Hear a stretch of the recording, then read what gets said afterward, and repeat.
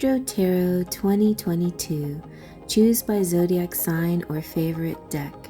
Aries, Gregory Tarot. Taurus with the Arcanum Tarot. Gemini with the Wizards Tarot. Cancer is the Alchemia Tarot. Leo, we're using the Light Seers Tarot. For Virgo, the Tarot Mucha. And Libra is the Fairy Tarot by Doreen Virtue. Scorpio's using the Tarot de la Nuit, and Sagittarius, the Everyday Witch Tarot. Capricorn, we're using the Housewives Tarot. Aquarius is the Starchild Tarot. And Pisces is the Enchanted Tarot. Hi everyone, it's Cherry Enchantress, and Happy New Year! Thank you so much if you're one of the wonderful sparkles of light that joined me on New Year's Eve to ring in the New Year's with all my neighborhood fireworks. It was so much fun, and I enjoyed having you guys with me. So now, part of my New Year, it's not such a resolution as it is just sort of an amazing opportunity to work with lovely kindreds out there. A bunch of other tarot channels are getting together and we're doing this massive collab for you guys. So this is kind of V Love and Crystal's idea. She is one of my longtime tarot friends, and some of you might know her, and she does great deck reviews and modifications and pick a cards and all kinds of goodies on her channel. And she, along with Mamina, and you might have met Mamina at our lives, and she's like a new friend now, have created this idea to gather all these beautiful, amazing, like-minded, kindred spirits with all these different styles and ideas of how to ring in the new year. So this is a 2022 prediction. Pick a card. Everybody has the requirement was to have a pick a card, and mine is kind of a 12 deck pick a card that I do every year. And what you have before you is 12 choices. You can choose by the deck, you can choose by the number, you can choose by the zodiac sign that's going to be associated with this. You saw a little bit of that in the intro, the associated zodiac signs. So choose that way. Choose any way you want to. Let spirit be your guide. Before I continue, you can skip over this if you want, but definitely check out the other channels. They're all going to be listed in the description box below, and see how the other channels' predictions resonate with you and how it compares to this one, and how maybe there's a theme that goes through all of them that's specific for you. So it's going to be really exciting to see. So I'm going to name some of these. It's a long list here, but of course, V Love and Crystals, Abyss Tarot, Kittens, Weights, and Tarot is another favorite, and Gifted, I didn't write that, Gifted 777. I messed up my handwriting, but anyway, you'll see that in the description box.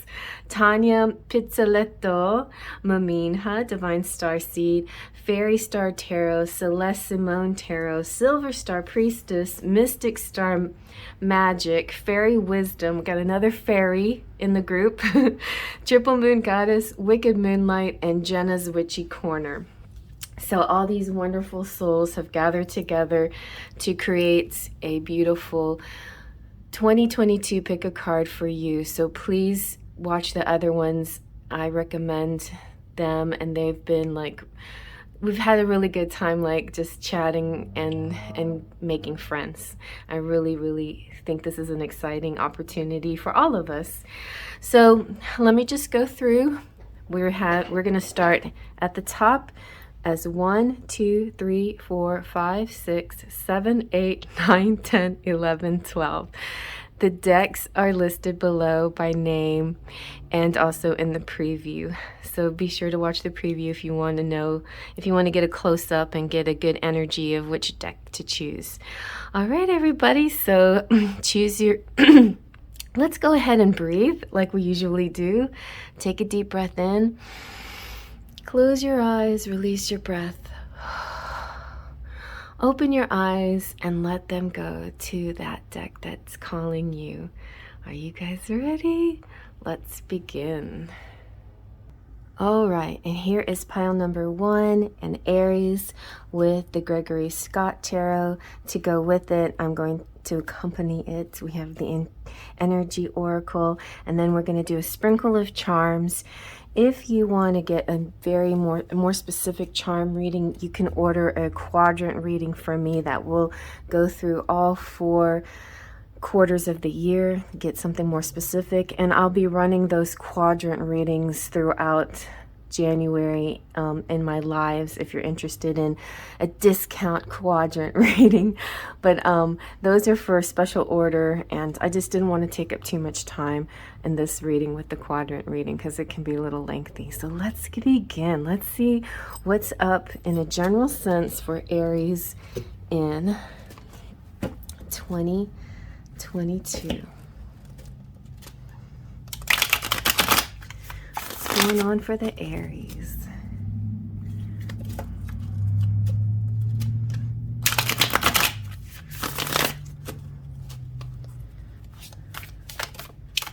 That one wants to come out. Oh, death. This is one of the best deaths that you can get. This is so perfect. I love that in Gregory Scott's tarot, the death card is represented by like a blank canvas, a field. Also, I'm getting lots of energies coming through. A lot of you out there, if it resonates, might be getting a new home and like a fresh built home, right? So you're picking out property or a plot or something like that to build on. So that's really great. But it can also be a metaphorical kind of clearing space to build something on. It could be also a lot of clearing of your home, of just clutter and things like that, and cleansing and clearing your physical body too of clutter, of buildup, of backup. You know, you might want to do some toxic, juicing or something like that. Just a nice cleansing thing. So this is a clean slate, starting fresh, preparing for spring. The death card is also representing the season of winter. The winter of your life is happening now, and it's happening, and it's about to become, it's coming to an end basically. And at the end of this winter season, it will be definitely time for this cleansing of everything, removing of anything unnecessary, and to begin again in a spring kind of way. So I love that. Let's keep looking. Okay. I love this 4 of Cups card too. This one is like magic. This is saying bring magic back into your life. Normally the 4 of Cups is kind of somebody who's bored or unexcited in the doldrums a little bit, just kind of like unenthusiastic, whatever. And Gregory Scott's interpretation is about bringing in the magic in your life.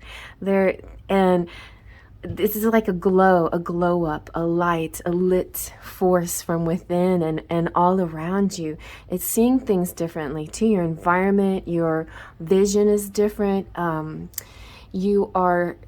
is kind of like an altered reality in a sense. There's new things coming that you cleared space for, and now you're seeing things so differently. It's beautiful. It's a level up. So yeah, this is a definite, and I'm not reading it positive just because I'm a positive person, but in his deck, a 4 of Cups is positive. And then you have the Ace of Swords.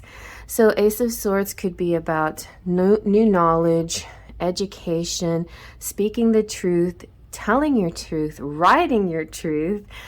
I like that he has his hand on the globe, and one hand on the globe, one hand in the book, in his journal. You could be journaling more. You could be writing a book. You could be writing down, have a dream journal too, like the things that you see in your dreams.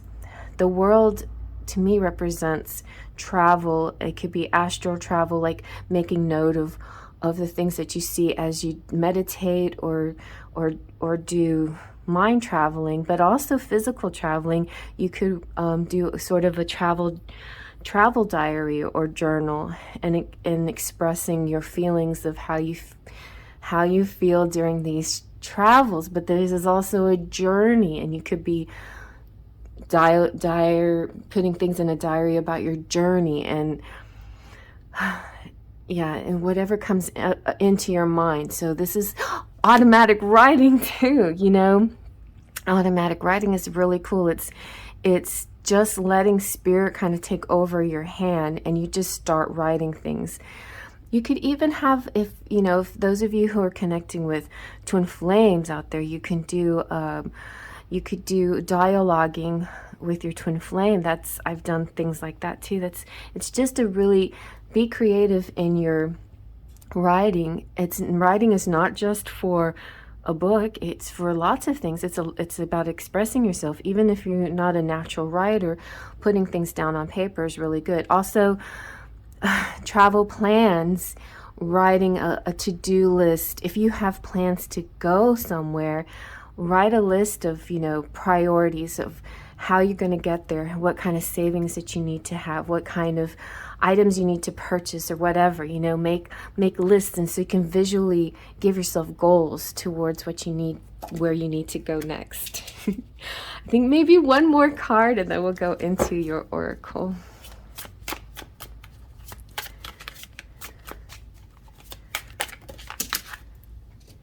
That was like a little, wow. I'm just going to take this one that's on top.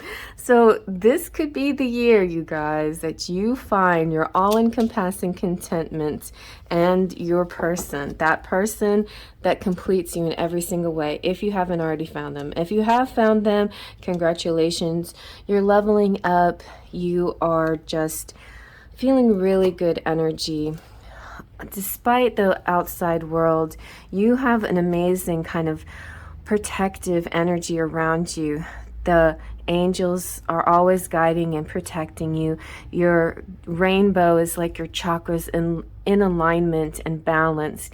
Your family is balanced. You could be meeting someone that has a child, and you like meeting somebody who's a single dad or a single mom, and combining families as well. So lots of symbology in this card, and it varies person to person, but I feel like there is a beautiful energy of family and contentment coming towards you in 2022.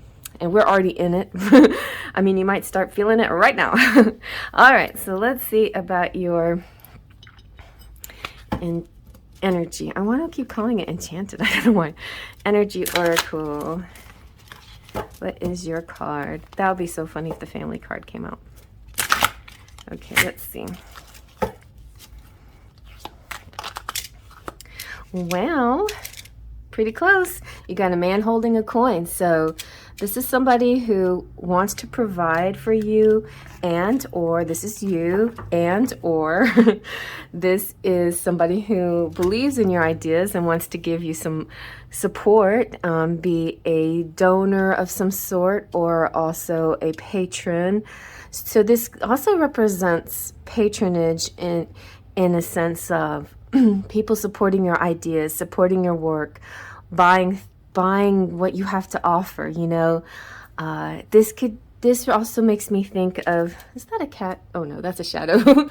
This also makes me think of the foundation that's going to be laid after the ground is cleared. So there is a building. So it could be a level up, a new home, a new building, a new beginning. The man with the coin, though, is very loving, generous energy, very giving, balanced, and so this is very lucky to find this person coming into your life. A couple of other things: it could be meeting somebody at work, and it could also mean somebody that, of course, that's wealthy. It could also represent a financial advisor. Maybe you're going to come into money and you need a little bit of advice on how to invest and spend it. It can also be you finding your worth, male or female, masculine, feminine, it doesn't matter.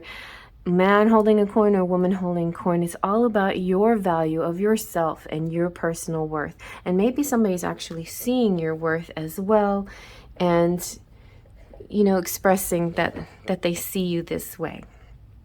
Okay, so let's see now what your charms have to say.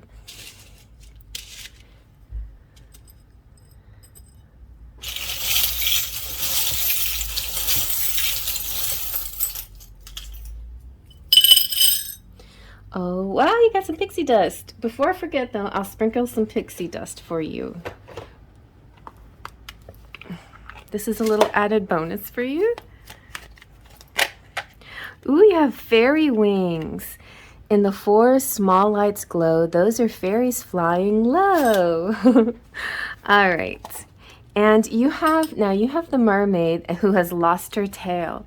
So the only caution here and is not to give away too much. You're very generous energy here. You are a giver, but definitely don't take it to extremes. You don't have to trade in your tail for your voice, and you don't have to trade in your tail to get that wonderful person in your life. You are worthy and you are beautiful just the way you are, with what you have, what you own, what you possess. Okay? So just keep that in mind. But 2022 is going to be a good year for money making, a big wad of cash. You've got the Eiffel Tower, so that could represent travel and destinations.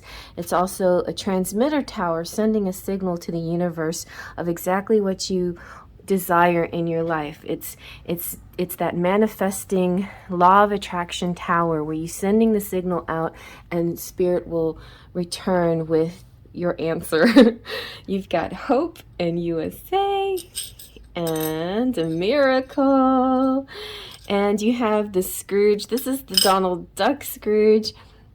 It's a very cute movie with the Christmas Carol. And how I see it is he's kind of crusty on the outside but soft on the inside. It reminds me of a Cancer person. And we have 4 of the House of Cancer. We also have 5, so 45 could be a number here, or just them separately. But with the Scrooge, he had the ghost of the past, present, and future. So I think that's part of this message here, is staying in the present. The past is gone. You can't change it. It is what it is, and it's over. The future is just a dream, and it can be anything you want it to be. So focus on that in a positive sense. All right, you have protected. Like I just said, dream. You are so protected. This angel represents all the guides that are around you, and this too, like you have fairies around you, you have mystical beings around you, you have angels and fairies and light beings of all types, just really like supporting and guiding you always. Your dream world is very active and you're very intuitive. You have double moons here, so very intuitive. I'm like very. So in your dream, that's what, and I was saying, make a dream journal. That might be something that you have to do. And in order to propel yourself onto that next project or the next goal, a lot of times all it takes is that little bit of quiet right before you fall asleep to write down whatever pops in your head. Or as soon as you wake up, either from a dream or not remembering a dream, just write down whatever pops into your head. Those are like gold. That's how famous authors become famous, is they dream up their story in their sleep and then they immediately write it down. So don't forget to do that. You have the infinity sign here, so this is just kind of like this energy that's flowing and never ending. It's beautiful. Your saints are Saint Christopher is the patron saint of traveling, and you have Saint Teresa. And Saint Teresa is the patron saint of World Youth Day. So this is about connecting with younger people too, and you're being sort of a mentor and being a good example and helping those less fortunate. You also have the star, which represents hope and guidance, And you have here we have the wheel, and it's the love, love, love, love, love, love, love wheel. And so in 2022 we have 4 Mercury retrogrades. And of course, with retrogrades, we do have sometimes challenges when it comes to communication. So keep that in mind. But I think there'll be opportunities to learn how to do things in a different way. Sometimes Mercury retrograde causes plan A not to come off, and so you have to go to a plan B. But maybe plan B is something really different and interesting that you haven't tried before, and you like it better, you know? So it's giving you this kind of, it's helping you stretch and grow into trying different ways of doing things, and maybe different ways of communicating and relating to your person or persons or all people you have relationships with. So yeah, the cycles, it's representing cycles, it's representing, it can be moon phases as well. So also the things that you do in your life could be very highly impacted according to moon phases, and you might want to check that out to see what moon phase has, you know, good energy for you. And month to month, check out what sign the moon is in and what kind of energy the moon will provide you, because new moons and full moons are great times for ritual, and that could be something that you might like to try as well. All right, Aries. Well, I hope you like that. I'm going to keep going. Definitely watch for your other placements of your chart or any other deck that's calling you for a bigger, longer, and more extended reading. So I'll see you there. Faith, Trust, and Pixie Dust. And hello, Taurus. You have the Arcanum Tarot, and to accompany it, we have the Angels and Ancestors Oracle, and then we're going to do just a sprinkle of charms. If you want to order a quadrant reading and get more specific charm reading per quarter of the year, you definitely can order that from me, or watch for my lives. I'll be doing those in a discounted way in the future and most of the month of January if anybody's interested in that. So let's get busy with your reading. Okay. Taurus or anybody else, you know, of course you can choose by deck or any other fashion. So what is your 2022 going to be? This is just highlights. I still got to do a January reading. Yes, I'll be doing a January. I didn't do a January. I'll be doing that pretty soon. Okay. All right, right away we've got 6 of Pentacles. Very nice. Give and take and flow. To me, this is you. You know, you're the giver. You're the one that has the generosity. This represents charity and charitable events, donations. This also represents a balance of give and take, a flow of money, of exchanging goods for services, goods and services for compensation. And so it feels like an equal compensation. There's times where this can get out of balance, but it looks like in this situation, and this card represents a balance. And sometimes you are the giver and sometimes you're the receiver. And so just remember, I often see this card too as being a good winner and a good loser. You know, if times are rough, you know, you take that with, you know, you take the good in the bag. You are flexible and you take it with grace, and that's the kind of person you are. But sometimes it's harder to be a winner and receive. You know, it's like when you're getting a gift,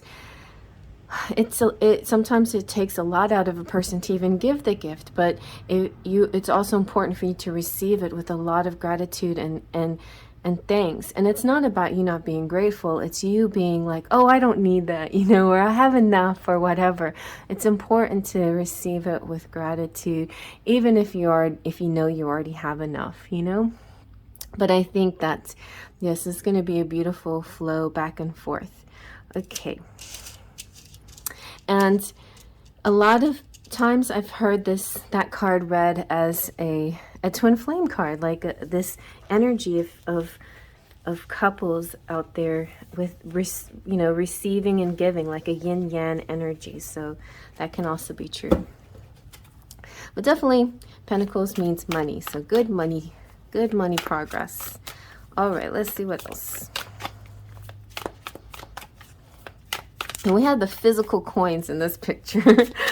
So that's nice. Things that you're going to actually touch and hold.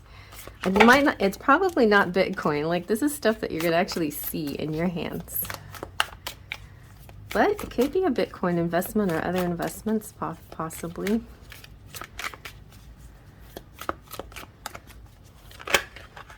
Oh, nice. Look at that. You got the Nine of Cups. So your wishes are coming true. Whatever you wish for, whatever it is, if it's money, if it's love, anything in your life that you wish for, good health, you're manifesting it and you're bringing it into your world. Just as the way you see it too. You've envisioned it. You are doing a great job with the law of attraction and manifesting your dreams. You have the Hanged Man. And the Hanged Man represents to me like a transition period, a waiting period, also an enlightened period, you know.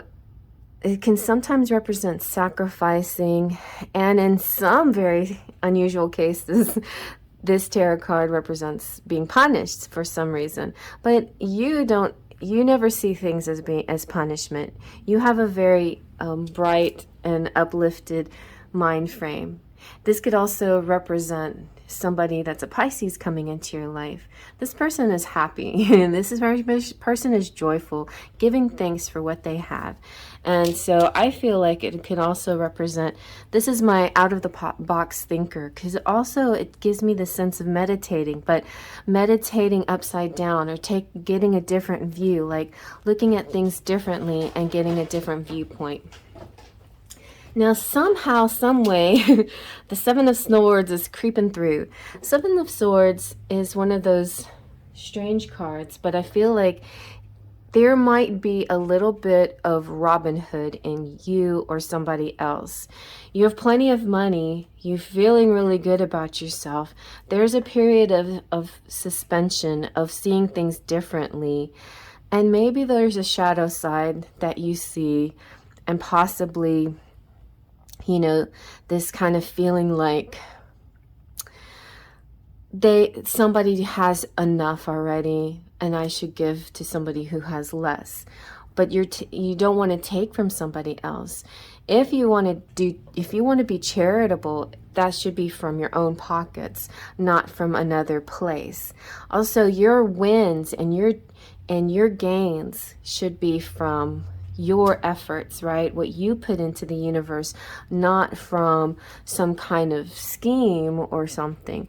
So be cautious on that. Like there's sometimes occasionally things come up, and it could be just your point of view too, like, or maybe you're seeing somebody else doing something that's like this, you know, and maybe it's part of what you need to do to say, you don't have to cheat the system. The system will work for you if you just follow this, and this, you know. Maybe you're some kind of financial advisor and somebody's thinking that they have to cheat in order, or steal in order to get what they want. So let's see if we can use the Angels and Ancestors Oracle to figure out what that card could be about. And what you have to look out for. Could be somebody who's jealous of you, trying to steal from you. So definitely when you're not alert, when you're meditating, or while you're busy with some other activity, somebody's trying to do something behind the scenes. Let's see if there's any reason to be concerned of that. Oh. Well, a little bit of a snake. Just want one card, kind of get a good overall energy for the year. To me, the Seven of Swords just represents that you should protect your material, you know, use patents, watermarks, all kinds of things that says your material is your material. I feel like also it makes me think of Fancy Fairy Angela. She makes these beautiful wings and things, and she's quite an advocate of licensing and protecting her rights and materials. So just keep that in mind. Okay. All right. So you have spring. See your seeds grow. This is really good. I do see growth for you. And I see that as long as, first of all, do everything on the up and up and protect yourself from those who don't do things on the up and up, right? So make sure you have your patents and your protections. All right, and let's see what your charms have. Oh wait, let me see what else we can say about the spring. So the spring is this time of year where you're really going to see a difference happening. You're going to see some of these efforts that you made through the winter really blossom. Embrace the change that is on the horizon, and your dreams are about to come reality. So spring is an exciting time because it's like so much potential.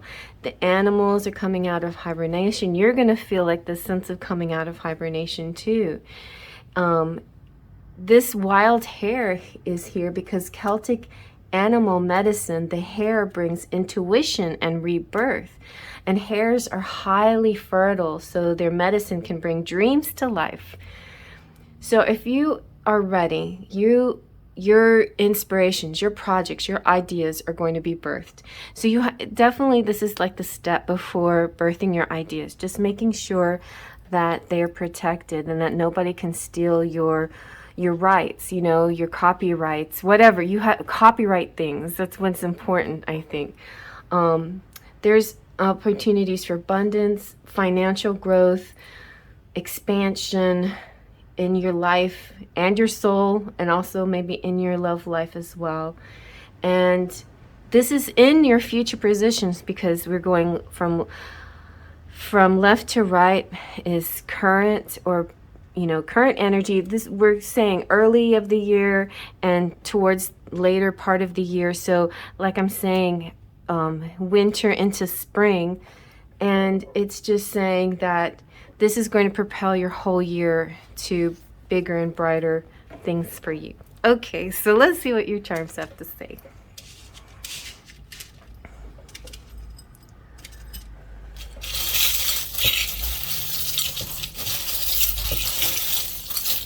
No.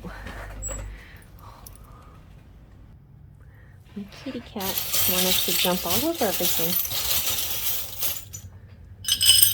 All right, look, you got a lot of words here, so let's see what we got. We got cool, ooh, happy, happy, a kiss coming through, a wish coming through.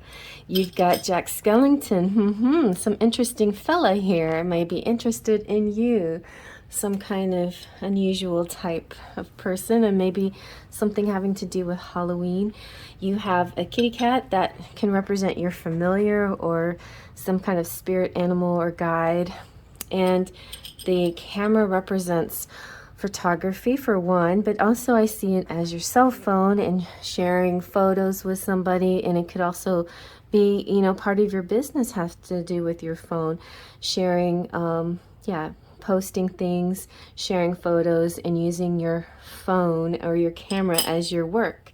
You have the emerald and the diamonds. Very beautiful. It means that you're glowing up, especially with the high heel shoe here. Very, you're feeling really glamorous, beautiful. This sense of, only word I can think of is glow up. It's, when it comes to being beautiful, beauty comes from the inside out. So there's no replacing that glow from the inside out.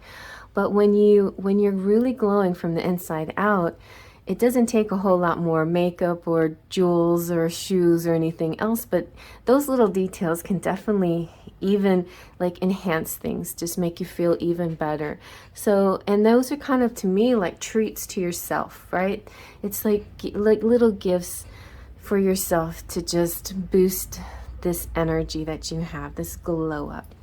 You have the 4-leaf clover, so some good luck coming through. You have Joan of Arc, which is my patron saint. Her name in French is Jeanne d'Arc, and that's my first name is Jeanne. And so Joan of Arc is the patron saint of women and women's causes and warrior women and strength and courage. And, you know, she heard voices, and at first people trusted her and believed her, and then sometimes they didn't. And we, you know, if whatever line of work you're in, but especially if you're a tarot reader too, or somebody who's a medium or who deals with this mystical or the spiritual, a lot of times you go through phases of that where people trust you and then sometimes they doubt you. So always have faith in yourself is what Joan is saying. You know, you were born for this. You were born for this. And then there's some things you have to cut out, and those things that you cut out could be those negative thoughts, those shadowy ideas that you might have to succeed or to grow or to do better. You know, you don't need that. You have all of these cups at your disposal. You are going to soar like to the stratosphere, I don't know, to the moon. I mean, the shuttle didn't go all the way to the moon, but it went really far. I think 270,000 miles orbited the Earth, and it's kind of this, it's just this propelling way beyond, you know, planes or any other object or balloons, or even, it's just this really high feeling, this like really rising high in stature. You've got the moon, so your intuition is spot on, really good, and dream messages might be coming through, and connections, telepathic connections with people. And you got a lot of music here. The music could be your way of connecting and communicating with people, like through songs and lyrics and things like that, and through your own music if you play or sing. All right, well, I hope you like that. Oh yeah, Taurus. Most of the Taurians that I know have pretty voices, so if you're a Taurus that likes to sing, I would say keep working on that. That might be nice. Anyway, I'm going to move on to the next sign, but definitely come with me and check out any pile that you know attracts your attention. So let's go. I'll see you at the next pile. Faith, trust, and pixie dust. And here we are, Gemini, or anybody who like the Wizard's Tarot. So the Wizard's Tarot is going to be accompanied by the Wisdom of the Oracle, and then we'll do a few charms as well. So yeah, you definitely can be here if you just like the Wizard's Tarot, or for any other reason, like maybe a moon or rising in Gemini, or any other placements. So let's check it out. Gemini for 2022. Just kind of get maybe about a 4-card general message here. Let's see what's coming up for you guys. Whatever. Sometimes love is predominant, and sometimes it's business, or health, or spirit matters. Okay. Is this exactly 4 cards? It is. Okay, here we go. We have the Fool, which is really great. The Fool is about journeys, beginnings, and endings. It's like, you know, seeing the whole picture, like coming full circle. Knowing that whatever you start is going to give you the progress that you're looking for. It's going to get you to where you want to go. I like the interpretation in this deck kind of points out the red feather and the white rose, and this contrast and the symbology of it. Red being about blood and the white being about purity. And so any journey that you undertake, there's going to be some bumps and bruises along the way, but you're definitely going to be a winner. You're going to achieve. Spirit's got you. Spirit will catch you. You might want to travel light though, because I think it's like it's this material thing. You're going to lighten your material load, and so that your spiritual growth can be bigger and broader and wider and better. All right, good start, good start. And look at that, you got the Four of Wands. So that's my twin flame card, right? For the Four of Wands, when they're most most decks, you'll see them as pillars side by side, and it looks like 1111, which makes it the twin flame card.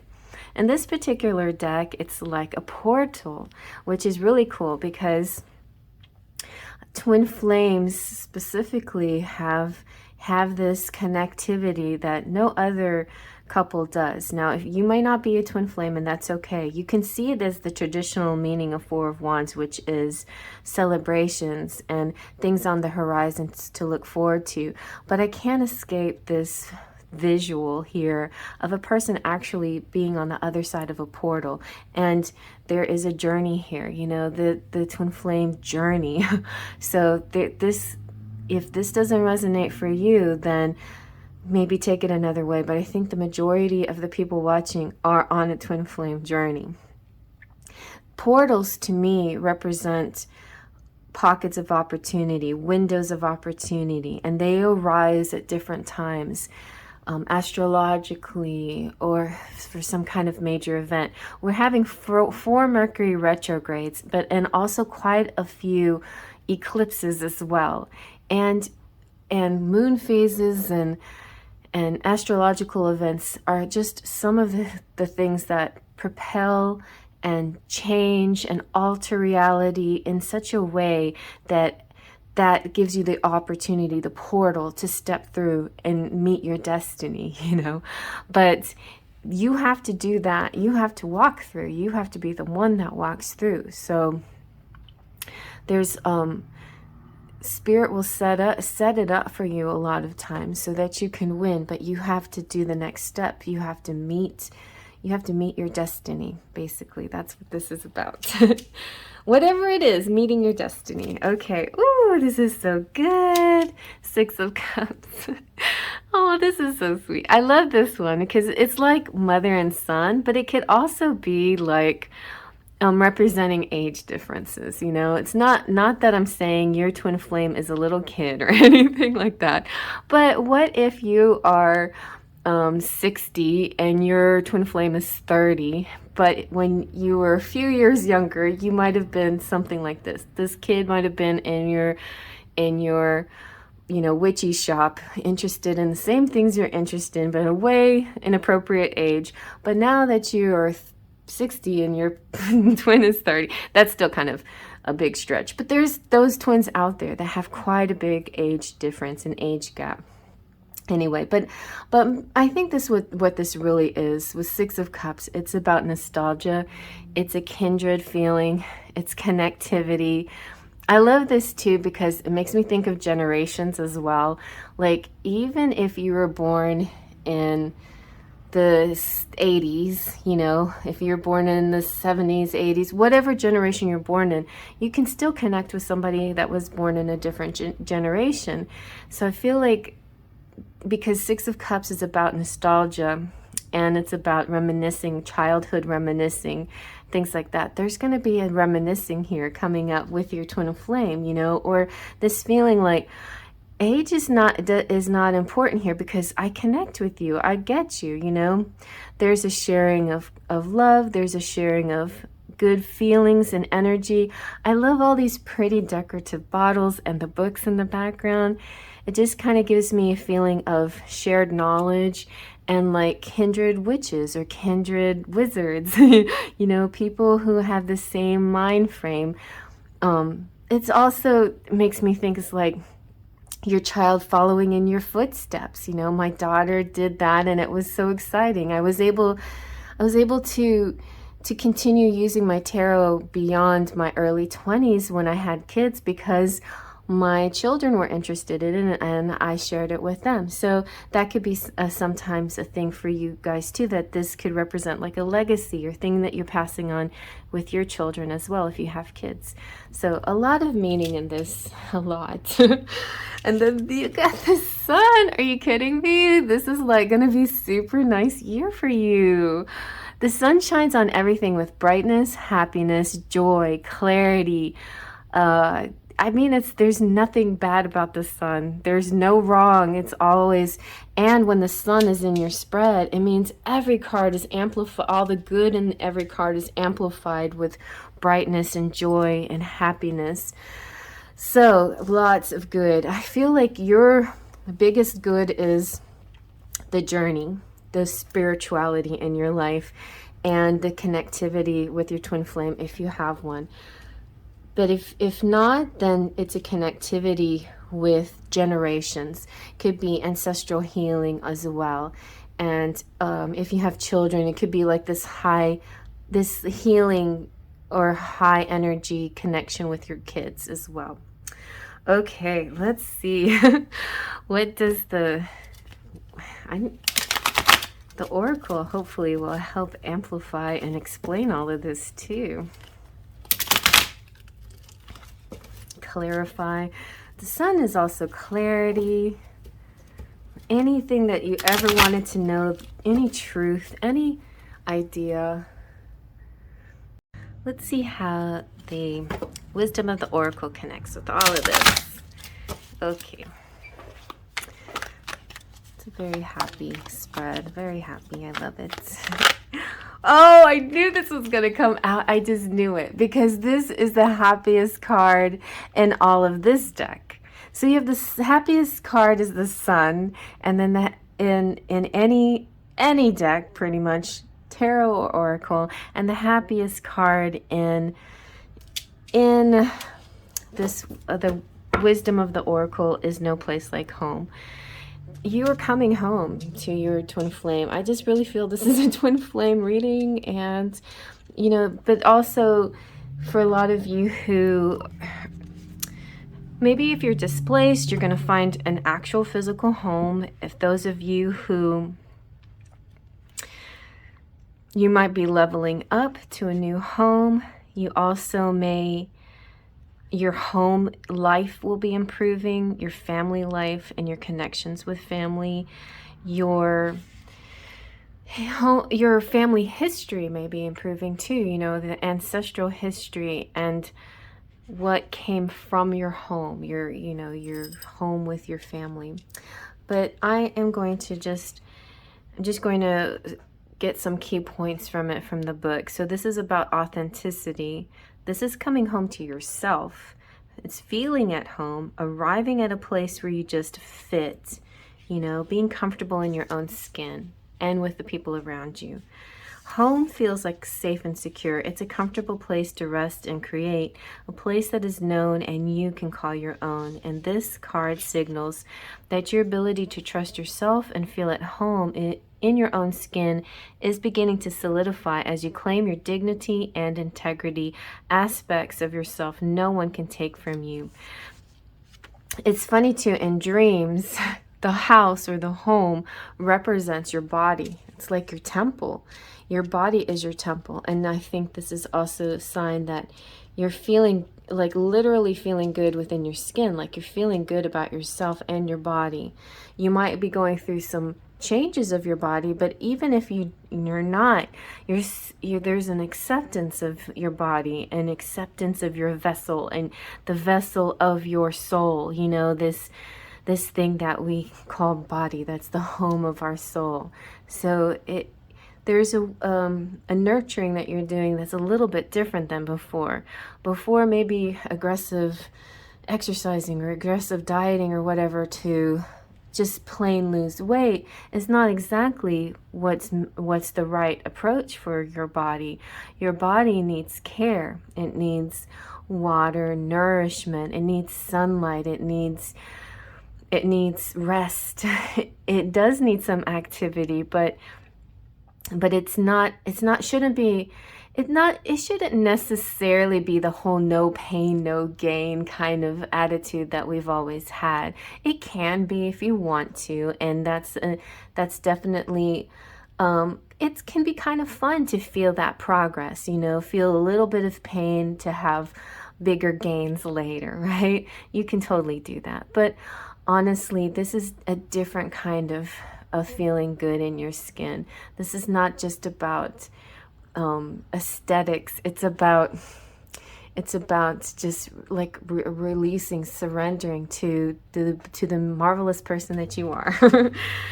And more, you know, like your person doing the same thing, your counterpart as well, going through the same kind of healing. You know who you are. You hold your head high, yet with neither pride or humility, you know, instead you stand as the observer, seeing through the eyes of your soul. And this puts you in a position of power and strength. Authenticity is your home.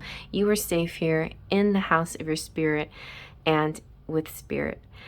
This, for relationships, is about lovers and friends and companion animals are all at home with you and in your life. Like, they feel so good with you, you know.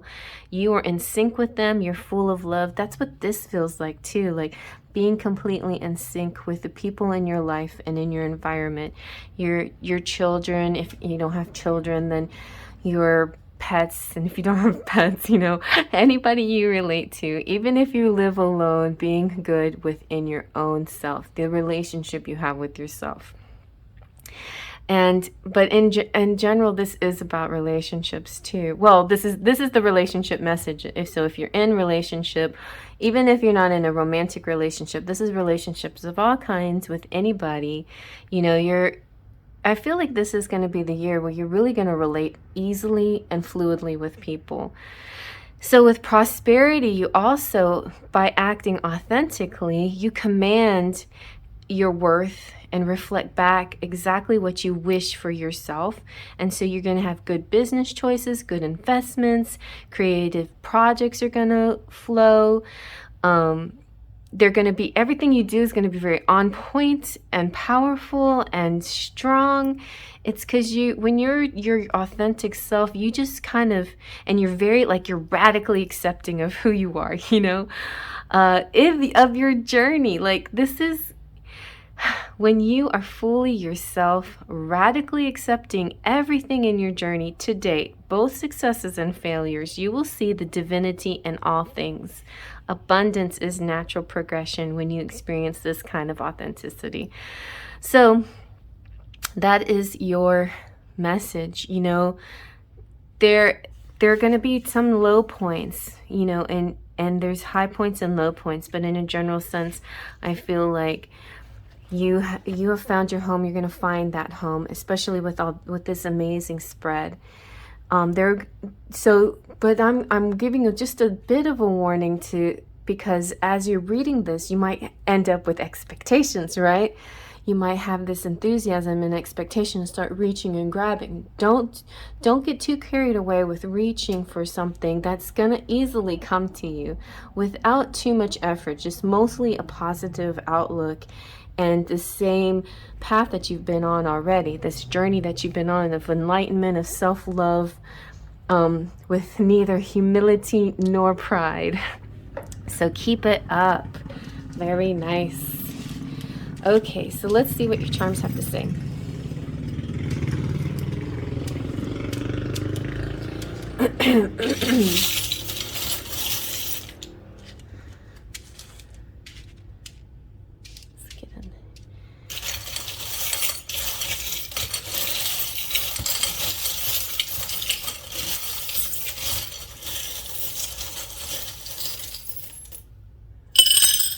All right, look, you got the candlestick. That could be a date night.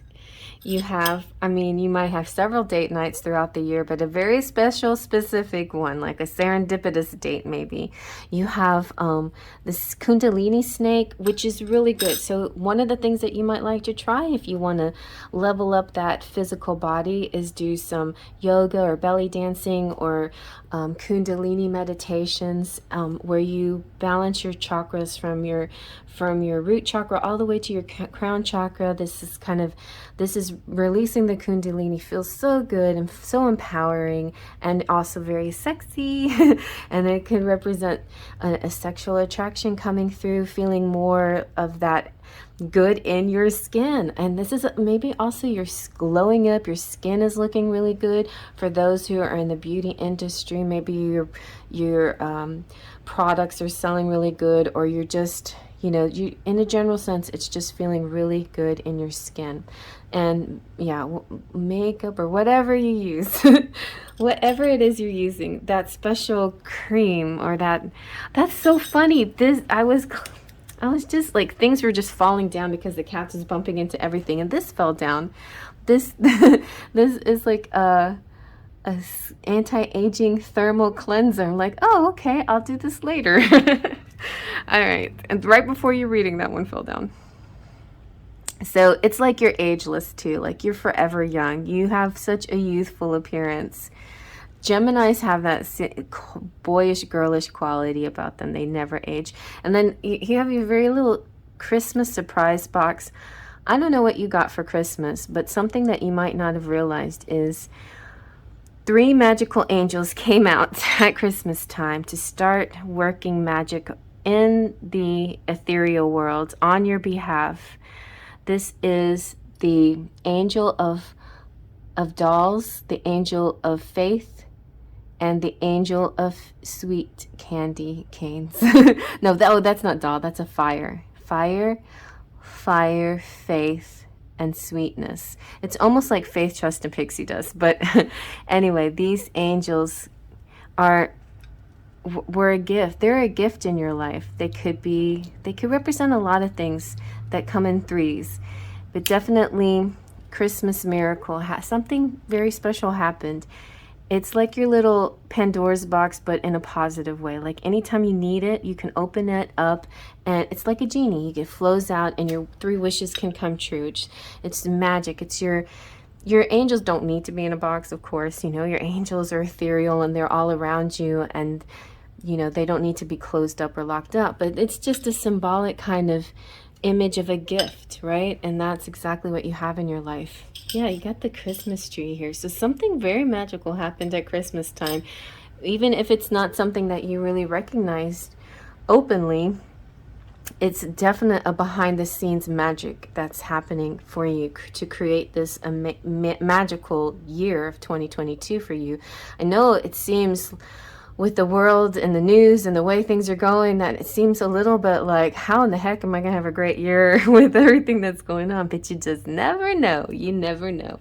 It's sure and star, and you have the little rocking chair. Just a little bit of waiting to do, but it's worth the wait. You have creativity with the sewing machine. You could be cooking too, scrambling things up, feeding yourself, doing things well. But I like the whisk because whisk also makes me think of maybe instead of separate ingredients, you can mix them together, you know? Oh, what if you mixed them together? You've got music here. You have the starfish. Stars represent hope in all situations, in all shapes and forms, but the starfish could represent something having to do with water, connecting with the ocean somehow. And then you have the little hanger. This one can represent clothes for children, babies, and also I like it to represent buying you know, sexy clothes for yourself. So you've come into this acceptance of your body, and now you're out buying some lingerie, maybe getting your, you know, kundalini rising, getting prepared for a special date that was in the works at Christmas time. Maybe by next Christmas this date will manifest itself. Who knows? But all I know is that you have a beautiful magical reading here, and I hope you like that. Definitely check out the other signs of your chart and or just pick any deck that's calling to you, because it's just like big pick a card, big pick a deck kind of thing. So I hope you like that, and I'll see you at the next deck. Faith, trust, and pixie dust. Hi Cancer, or anybody who chose this pile and the deck Alchemia. Or if you like the number 4, pile number 4. So with the Alchemia Tarot, I'm going to use the Energy Oracle again because I think it matches really nicely. I used it once before, but I've been changing up the oracles per deck. So you're also welcome to watch any other pile that you want, any other deck, whether it's in your chart or not, whether it's for zodiac reasons or not. Okay. So we're gonna do tarot, oracle, and some charms as well. Oh yeah, I know what I was gonna do for Cancer. I was gonna use the Moonology, but you know what, I think this looks pretty. Moonology? Would you like some Moonology? Maybe I should go get the Moonology.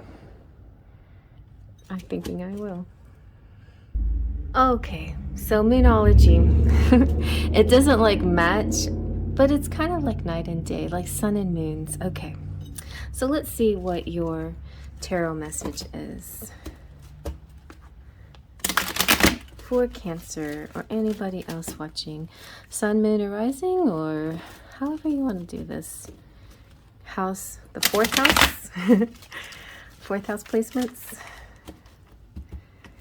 This is your reading, so you choose. Whoa! You might be connected with a Gemini out there. You got the sun, you guys. So anything that I say beyond this point, the sun is shining on it. It makes it better. You know, it turns all negatives into positives. It's joy, it's happiness, it's clarity, it's good vibes, good energy. Sometimes it even represents marriage and unity. This particular sun looks like fairy blessings, this energy that's always looking out for you, guiding you along your path. Very nice. Okay. Maybe we'll get like 3 more. Okay, yes, thank you. Spirit gave me exactly 3 more. So you have the 7 of Cups. The 7 of Cups almost looks like the 6 of Cups in that other deck. This is choices, and the important thing is that it's a bad idea to talk yourself into and make you know, say to yourself that this is all an illusion, because it is not. It is not an illusion. It's the real deal. This is real light and clarity and truth coming in.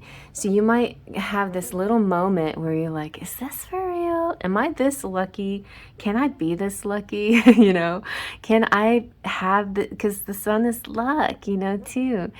And so it's important to see that, you know, dreams can come true, that this is not just a fantasy and illusion, but this is the real deal. But you know, you have choice. You have so many choices. I feel like, too, any path your spirit guides you is the right path. So you might feel a little bit overwhelmed by your choices as well sometimes. But I feel like no matter what you choose, you're going to choose correctly. You're going to choose wisely, and you're going to be on the right path. There's just a lot of brightness and lightness here. Look at this, you've got Justice. So if you know, you could be connecting with a Libra as well, but Justice represents fairness, equality, love, marriage. The Sun in Justice could definitely be marriage, you know. It also represents balance in things, a win in your favor, good legal outcomes if anything like that arises. Your world is becoming a more fair place where your good actions are actually being rewarded, and you're going to get a fair price. You're going to get treated fairly from other people. The effort you put into something, you're going to get fairly paid for it. You know, all of that it's a good balance of things where maybe you've felt taken advantage of before, but that's not going to happen anymore. Everything is going to have a better balance to it. Look at this, you guys. The Knight of Wands coming through. So if this is you, then you are a masculine, full of passion and energy and excitement. Like, you could be the guy on the horse being protected by this angel, or you could be a feminine being the guide, or you could be a feminine awaiting the arrival of this Knight of Wands. The Knight of Wands sometimes has a bad rap because sometimes it's seen as temporary energy, but I see this person more as a passionate energy, a flame, a brightness, somebody who's going to like excite you and make you feel alive and make you feel aroused as well. Like, it's going to be a nice kind of passionate energy from this person. Okay, nice. So either you or a person that you're connecting with. So let's see now what the moonology. So the moonology can be maybe a shadow side. We'll see, because even the moonology can be bright. The moon is reflecting the sun, so we'll see.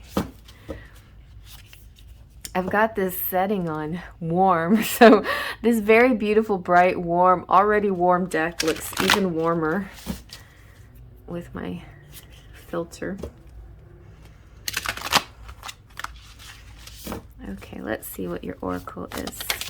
That one? Okay. You've got adjustments are required. Third quarter moon. Okay. All right, well, this to me is... it's not even a negative, but let's just say this way. With every great gift comes a little bit of a burden, okay? So let's say you get a new house, and which means, okay, with this new house, you might have to decorate it, which might, cost a little money, or you may have to get used to the new neighborhood or the new places where you put your stuff, whatever. I mean, the adjustment is like this compared to the gift, right? It's very minor and it's really amazing.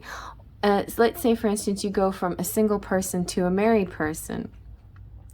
Or you move in together or whatever, you become a couple. Well, yeah, it's going to be an adjustment, but it's going to be something you're glad to have to do, and so the third quarter moons is this energy headed towards fullness. You're headed towards completion, to this feeling of having it all. And yeah, I feel like Spirit is telling you right here, you're going to have it all.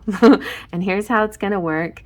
You may go through a period where you think like you have too many choices on your hands and maybe you're not seeing things clearly, but this angel is guiding the way. The truth will come out. Justice, fairness, goodness, good people coming into your life, exciting passion coming into your life, and then a fulfillment will happen. But there are some small adjustments you have to make. Some of the adjustments could just simply be changing a lack mentality, or letting go of, I don't know, just a pattern of some sort. Being more receptive, letting this love in and not putting too much of a wall up. Or being more decisive, and even though you have choices, well, then just choose, choose anything, because any of these choices will lead you in the right direction, okay? All right, let's see what your charms have to say.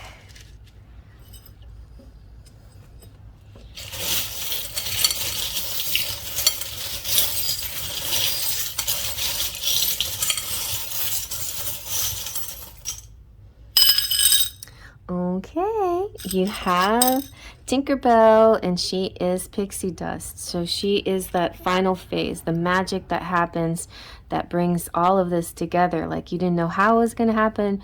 The pixie dust makes it happen. It's just serendipity. You have the bicycle, so you could get moving. Like, that could be just like physical things that you need to do. That could be your adjustment, changing your route, something like that, changing your routine. It could also represent changing a direction. And the bicycle is saying, acknowledging to the fact that you are moving, you know, compared to somebody walking, you're moving quite fast. Compared to a car, maybe you're not moving quite as fast, but you're still moving. So, you know, appreciate the movement, even if it doesn't seem like a lot's happening. There is more happening than you realize. There's hope, and namaste, and happy, and sure. You have the not Eiffel Tower, you have the Colosseum. No, the Leaning Tower of Pisa. What am I talking about?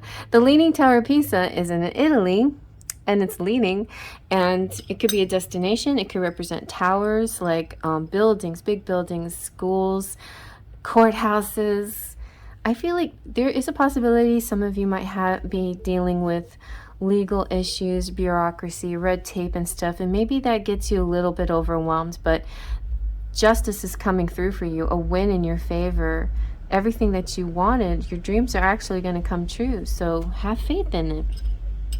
You also had a great Christmas time, and Santa brought you something special, some kind of special awareness or gift or love, something that you can hold on to for the rest of the year. But maybe also it will come back again next Christmas, by the end of this year. It's hard to believe that we're in a new year.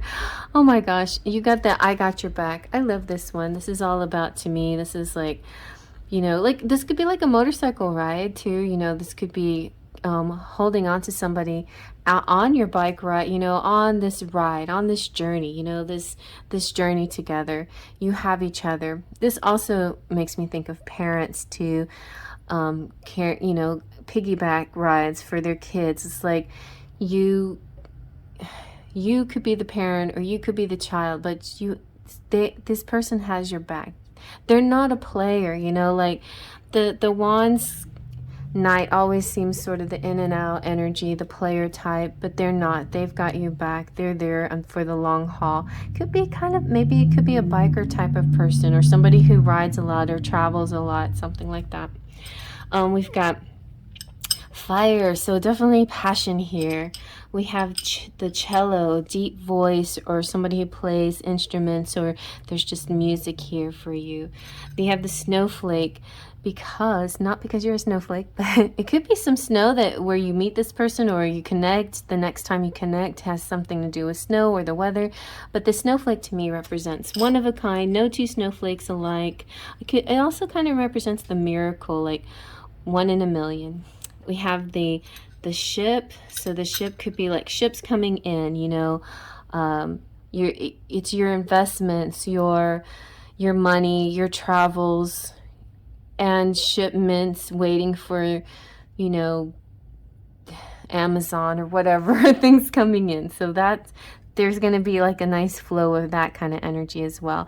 You've got the dime, which to me, I think of design on a dime, or, you know, making a little go a long way. You don't have to spend a lot in order to get a lot. This could also apply to, like, even like, say for example, if you have any legal matters, maybe there'll be some kind of surprise where the lawyer's like, oh, you know, this was pro bono, or, you know, if you won, so your legal fees are paid for, whatever, you know, you're gonna find some kind of way that your money is stretched in a sense that you're winning, that it's like a load off, it's easy. You can make your money spread, and you might be able to use that money to buy yourself a new wardrobe.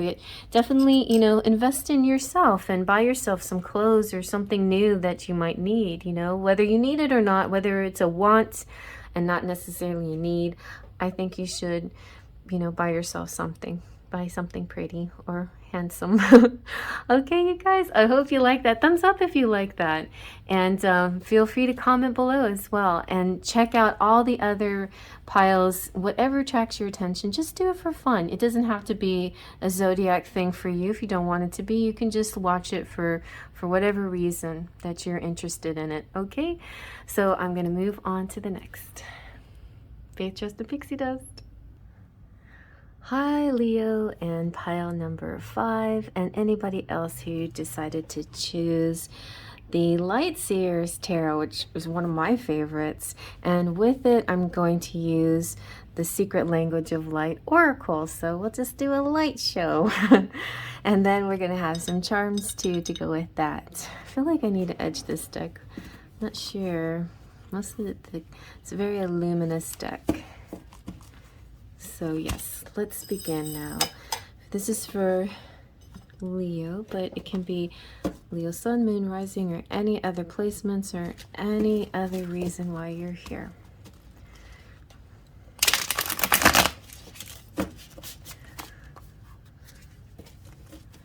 And maybe you just like the light seers, which I do. Maybe your number is 5.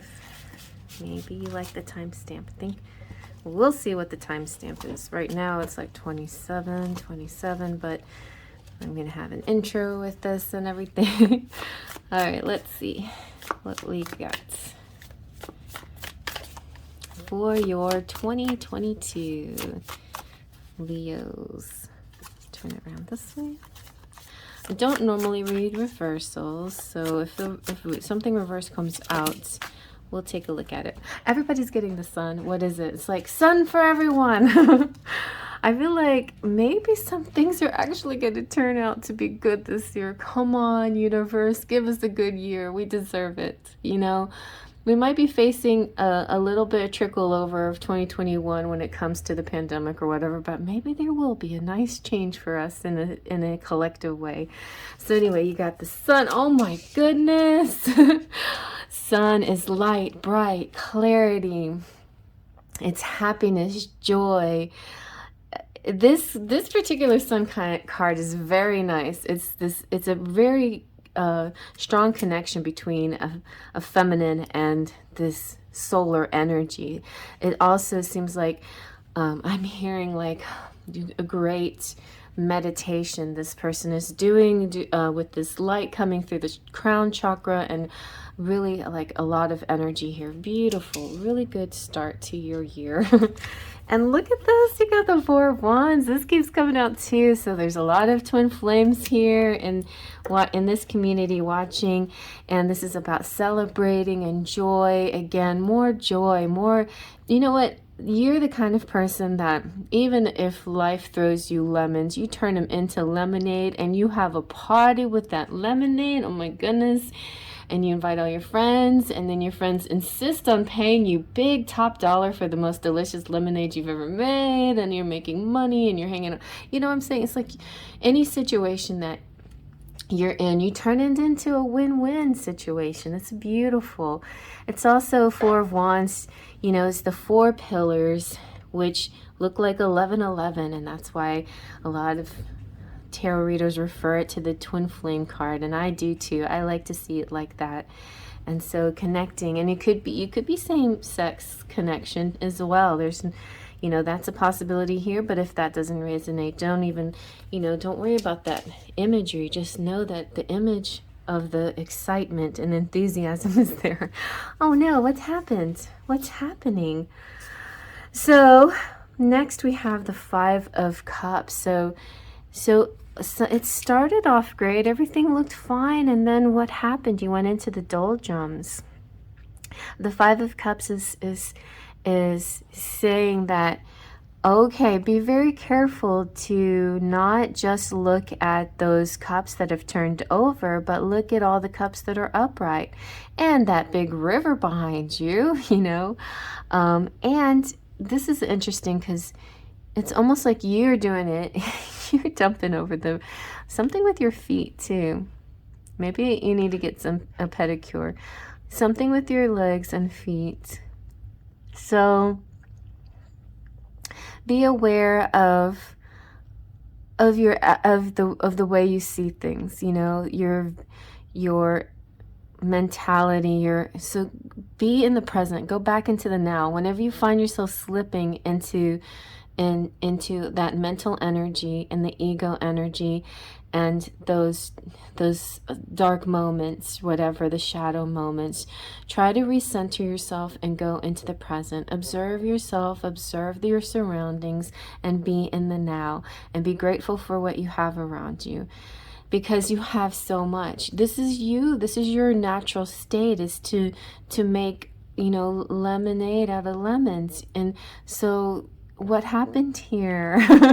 What happened? Sometimes life gets a little tough, and sometimes we do have our pity parties. And I'm not putting anyone down, because you know, it's a natural part of being human to let those negative feelings get us sometimes. And some of us might, you know, some of the people out there might have depression. So, and that's a legitimate issue, and you might want, you know, if you have medicine or whatever you take, then that's completely understandable and legitimate, and nothing wrong with that. But yeah, so I feel like it's important to balance those prescriptions from doctors and stuff with your spiritual prescription. You know, don't rely all on the medicine. And also, if you feel like you need that extra help of medicine, and just simply doing the spiritual uplifting is not enough, then definitely add the scientific medicine to it too. Like, all of these are gifts from the universe, providing us with the best health we can possibly be in. And that's what, you know, that's the point. But, you know, be very present within yourself. Like, really know what's working for you, what's not working for you, and how you can adjust it. So here we have the King of Swords. This is a nice man. And this is an air sign, King of Air Signs. It could represent Geminis, Libras, and Aquarius. This could be somebody coming into your life. This could be somebody who helps you, some kind of counselor or guide or guru or doctor or wise person.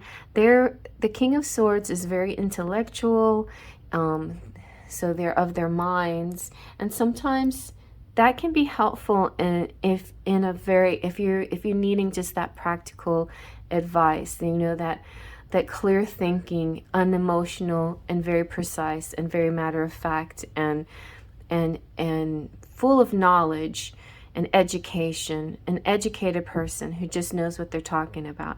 So somebody that you can really trust. This could be a counselor. I mean, I feel like you could be connecting with somebody who's very intuitive, but they're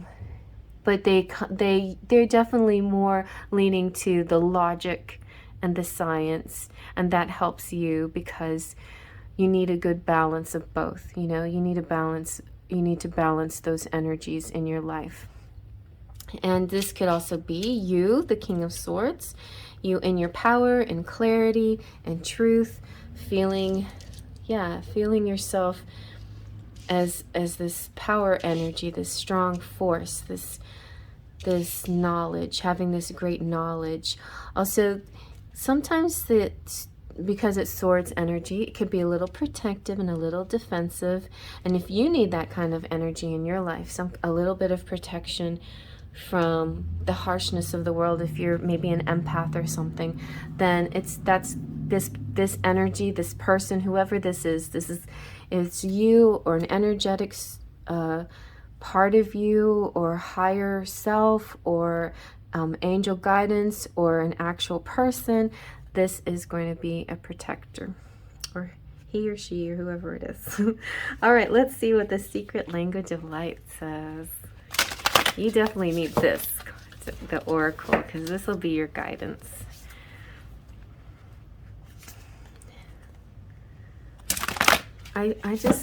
Just so you know, like, we started off with the sun, and I told you the sun shines on, I don't know if I said it for this deck, this reading, but the sun, especially if it's the first card out, it shines on the whole reading. So nothing is going to keep you in this situation for long. And in fact, you might be attracting a twin flame in your life.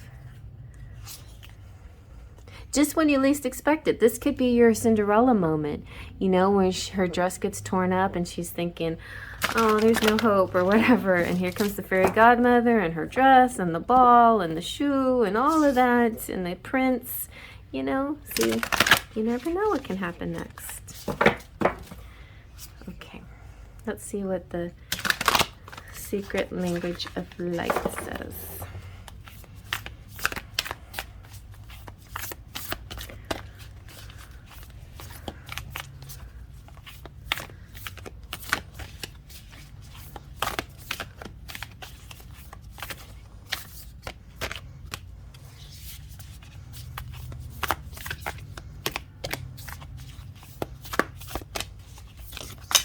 Okay. Ooh, channeling. Wow. So you could, some of you out there, I know that some of my fellow tarot readers are watching too, and some who are not tarot readers who want to be or might be, or some of you who channel and you connect with the spirit world in other ways. So let's see what channeling has to say. I'm gonna have to read from the book a little bit. Experience your stream of consciousness. Oh, that's good. That's really good. That's like me saying be in the now, be in the present. Just sit there and be conscious of who you are and just experience it. Like, just sit there, like meditate, like this guy is. He's found a mountain and he's just sitting there. He's letting go of ego, he's letting go of mind, and he's just sitting there observing, just being calm. You have the ability to tune into different streams of consciousness to gain wise information for healing and expansion. Channeling shifts your awareness so you can stream information from various frequencies. It's like tuning into a radio station. If the information doesn't agree with you, tune into something different. You can't expect to hear rock music on a classical music station. With practice, you'll be able to tune into your soul transmissions easily. You have focused a part of your stream of consciousness upon the earth plane to experience life in a new and varied ways. Your soul loves you so much. It's always transmitting this love and truth, even when you have forgotten. It loves you so much.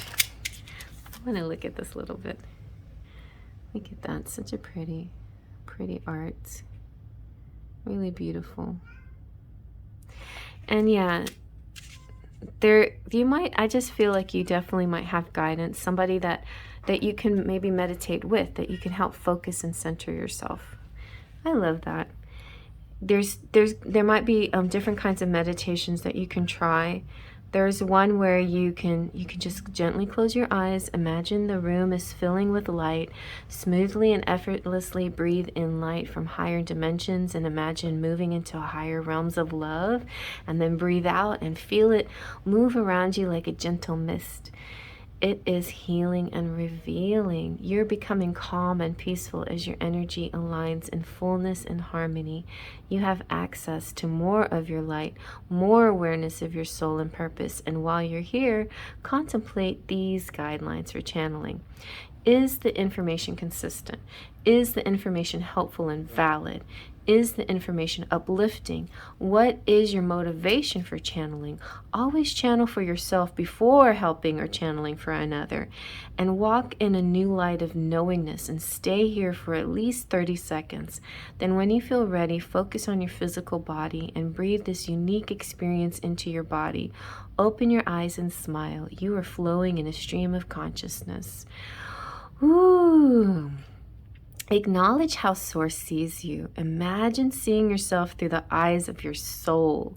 Open your heart, let love in, let soul and your soul look at the world through your uniqueness. When ideas pop into your head, write them down. Ponder whether this information makes your heart sing or shrink. So some journal work you can do is write down or draw what unconditional love and eternal means to you. Write down or draw what your stream of consciousness feels like. That's really nice. And I feel like sometimes sometimes we get in a bad mood or funk or whatever because we're trying to control things and we're just trying to be too controlling. It's like and the best way or sometimes it just feels right more than anything else to surrender control. Release it. Stop. Just stop for a moment. Be still. Be centered. Yeah, I think that will work for you. So your focus this year is going to be on centering yourself, but I think that it looks like you also have love coming through, and that unconditional love is here for you. Your love journey is blossoming big time. you have a Virgo here, and this Virgo is practical. You have good. You're a good star. Maybe you're a star seed. There's a 4-leaf clover, so good luck. Oh, you got fairy dust. Okay, so I'm going to give you a little fairy dust. Let's see. I got to go put out my cat, let my cat out in a minute. You've got rain. Rain, rain comes today. Let all your troubles wash away. It sounds like so easy, right? Fairy guides. Whenever you're feeling blue, don't fear. Fairies are protecting you. See, you have a fairy godmother. Courage, young heart. Stand tall. Don't let the love decrease. You are a warrior of peace. Turquoise. Turquoise crystal is color blue. Its healing magic works on you. Wow, that's nice, fairies. You also have this marble. The blue marble represents Venus and love. You have love energy coming through. And you have, all right, 4-leaf clover. You have the pine cone. That means abundance. You have Joan of Arc. This is like a powerful, strong woman. You have a lot. You are meant for something in this lifetime. You have courage beyond what you realize, and you can do it. And Joan of Arc's motto is, you're born for this. So embrace your gifts and talents and do it. You can do it. It's within reach. You might be getting a nice kiss. Oh, you got name. Maybe I'll throw a little Scrabble in there for you. You have family, a Pisces, and a Pisces and a Virgo opposites here. You've got intuitive. So yeah, somebody intuitive, or maybe you're intuitive. The family tree, the branching out, and the deep roots. And this represents karma, destiny, and health, and good health. I feel like your reading too is about spirituality, but also your mental health too. And health is getting much better in your life. You have the key. You can open anything. You have, oh wow, that's interesting. You have Saint Dymphna. She is the patron saint of people with depression and anxiety. So that's another person you can talk to besides doing your meditation and your channeling, and you could do automatic writing and things like that. But you could also just, you know, reach out to Saint Dymphna. She'll be there for you. She'll be like a guide to help you. And Joan of Arc. You have a love coming through this year. Somebody is connecting to you in a very strong, passionate way. And it could be a twin flame or a high-level soulmate. You've got the number 6. That's a love number. You've got the Statue of Liberty. That could represent a destination. You have Big Bend Clock Tower. This represents to me divine timing and destinations too as well, but like just the right time, serendipitous event. And then we have the peace symbol, and we have the harp music, and we have this little plane, the biplane, which means short excursions and flying and trips and getting around quickly, like short distances, but being able to do this in a nice free flying kind of way. So wow, that's a really beautiful reading. I hope you guys like that. Thumbs up if you like that. Feel free to comment and check out all the other piles. Anything that attracts your attention, even if it's not a sign that's in your chart, but do that, you know, look for your rising and your moon sign or any other placement, or follow your heart and just pick any other deck that you're interested in. Okay, you guys, and thanks for coming to this pile if this was not even your sun sign. Okay, so I'll see you guys at the next deck. Faith, Trust, and Pixie Dust. Well, hi Virgos. So if you're Virgo or anybody else that's here for the Tarot Mucha, welcome. And the accompanying oracle deck is the Astrological Oracle. It's such a pretty little deck with all these beautiful Art Nouveau images. And the booklet is really cool, how it matches up different planetary energies with signs and stuff. So we'll see what comes out for you. That's going to be fun. And then we have also charms for you. So let's begin. I like to get like maybe a 3 or 4 card message for you, whatever comes out. This is a deck I'm going to have to edge up because I'm just calling for it. I wish I could do it in a very shiny gold, but maybe something golden but less shiny. All right, Virgos, Sun, Moon, or other placements, or any other part of your chart, or just Tarot Mucha lovers, or if you are pile number 6, if you like number 6, or if you like the timestamp. Let's see what your 2022 is going to be like.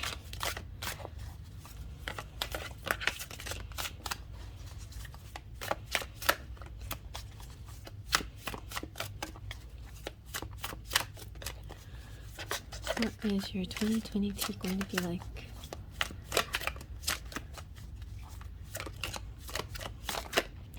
Okay, let's see what we got. Nice. Starting off with the bang with the Knight. I think that's a Knight. Knight of Pentacles. Slow and steady wins the race. This could be a person coming through that's just being very careful and cautious about how they're moving towards you. Could be your energy as well. The way you moving, this could represent, you know, this is definitely earth energy. Could be, I often see though this energy as a Taurus energy, so you could be connecting with the Taurus, but it definitely is earth energy, so it could be it could be Virgo and it could be you. But I like it because once you get there, it's going to be stable, committed, grounded, solid, valuable. Yeah, it's definitely going to be worth the wait. Let's see what else. And then you got this 7 of Cups. So there's a lot of choices here, a lot of ways you could go wrong, but also ways you could go right. And I feel like you can discern the difference. Just remember, all that glitters is not gold. There might be something that attracts you that's shiny and sparkly, but it might not be the right path. Or it could be a path, you know, it could be a way of doing things, and you can try that and see if you like it. There is no wrong or right or wrong, but you may find with certain roads there are harsher lessons, and other roads a little bit smoother and easier. But these lessons are here for you, for your growth, for inner knowledge and learning. And so I'd say just choose one and see where it leads. You know, you could be on a path to some financial success and gains here, I feel, possibly. So that I like that. And then you have the King of Wands. The King of Wands, that's wonderful energy. This is a lot of enthusiasm. I see the sacral chakra really lit up, your creativity, strong energy. This could be some fire sign in your life. It could represent to the fire half of a twin flame connection, the masculine half. It could be somebody who's very passionate for you and wants to share their energy, their feelings, their enthusiasm, their vibe for you. So definitely, and it could be a fire sign, and I'm feeling Leo energy. Some of you could be cusping Virgo, Leo. Some of you could just be connecting with a Leo or not. It could be Sagittarius or Aries or anything, any person of any sign that has a strong, enthusiastic, passionate, energetic fire quality about them. All right. Well, there's 3. Let me see what is on top of the pile. Oh, and then the King of Pentacles. Okay, wait. That was the Page, and this is the Knight. Okay, good. I'm glad we had both came out. But both are slow and steady. So you're going to have first, you're going to have communication. So great. If you're wondering if your person's going to reach out to you, yes. They're taking their time, but they're going to finally say something. Okay, they're going to reach out to you and talk to you. And then something happens where you make some kind of decision. You know, maybe you're a little overwhelmed. Maybe you're feeling like, is this for real? Or like, is this really happening to me? It could be a kind of this feeling of winning the lottery and not sure if you can trust it or if you can believe it. But yeah, maybe you can actually believe it. And then this king here, well, this king and this, all three of these are the same person. And I feel like this masculine energy, this could be you or a person that you're connecting with, or they could be different people, but because I'm seeing an arc, a story arc here. So this is the passionate side of them. This is this side of them that wants to be impulsive and just jump to it, but they're a leader type. You know, they have to maintain a form of control and commitment to people that look up to them, right? But they're going to take action. This person is taking action. If they haven't already, they're going to. There is a journey here. It's slow and steady, but it's arriving.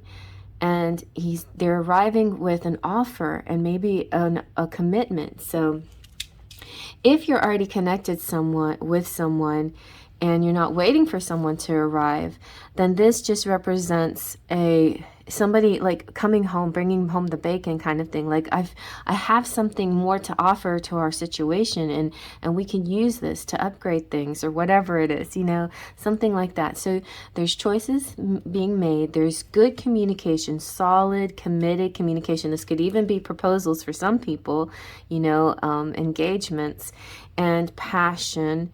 And this strong sacral chakra energy, enthusiasm, creativity, after having made a good choice. You know, whatever your choice is, it's a good choice because good things are coming from it.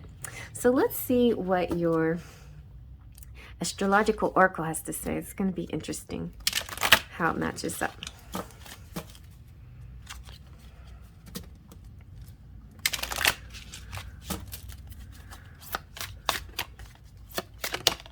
Okay, we've got Venus. Nice. So what else is going to come out with Venus? Venus is love energy. Venus is the ruler of Taurus, so yeah, a possible Taurus energy too. Venus also rules beauty. Let's see what else.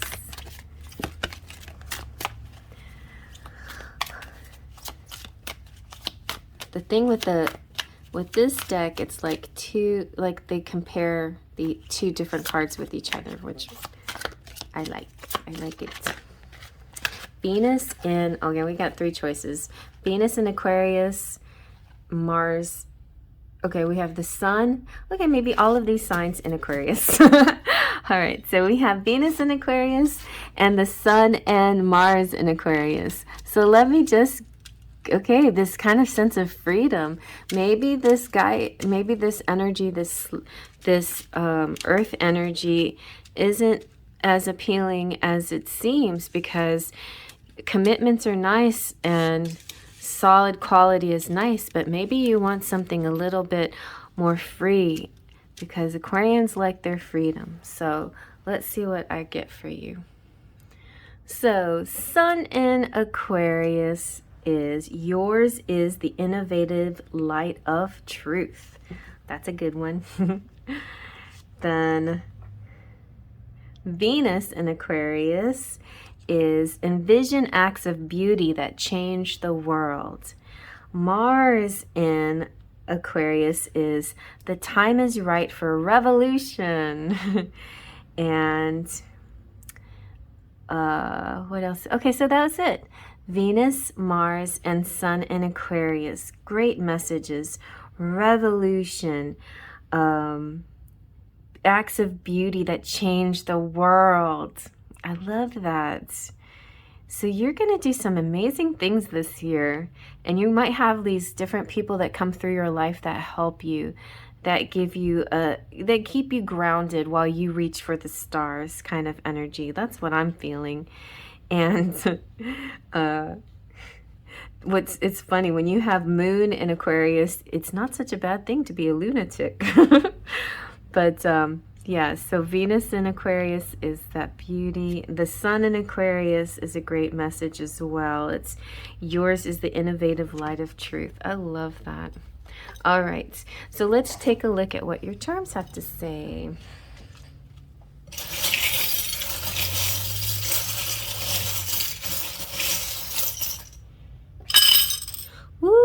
yeah, you got, you know, this world may feel a little like an Orwellian novel, but the truth is coming out. There, your wings are spreading. A new day is dawning. You're connecting with the world big time just by your presence, just by your energy. Your very energy is making a difference in the world. You're also connecting with people though, and your twin flame, your divine masculine is here. The unicorn represents divine masculine. So for the majority of you, it's going to be a masculine, but for some of you, not so much. All right. And then maybe you're the masculine and this is you. You have a kiss and a wish and number 28. Oh, we've got a date here. So maybe January 28th, something special is happening. This is a year full of money, big money being made. You've got cats in your life, maybe a familiar, somebody, being attached, kind of attached to a feline. You have the 0. 0 is a powerful number. It's the Pluto number, it's a Scorpio number, and 0 times anything is 0. So that holds a lot of power. And then if you add 0 to 1,000, you get 10,000, on all the way up to millions and millions and millions. Keep adding those zeros. So it's like 0 can be a very empowering number, and use that. And it's full circle. It's very strong. You have the world card often has this shape around it, right? The completion symbol. You have fairies speaking to you from various places, secret places, grass, outdoors, indoors, and sometimes your dreams. You have leaf here, which is nature and connecting to the outdoors, and little messages from universe, you know, symbols and signs and synchronicities that you just see all around you. You also have the palette, the paint palettes. That represents your creativity. Like, what are you going to paint? What are you going to draw? What are you going to create? What are you going to bring into this world? It seems like there's a beauty kind of issue here, like bringing in this beauty. I love this, and I claim it because I'm a Virgo moon, so I love this reading.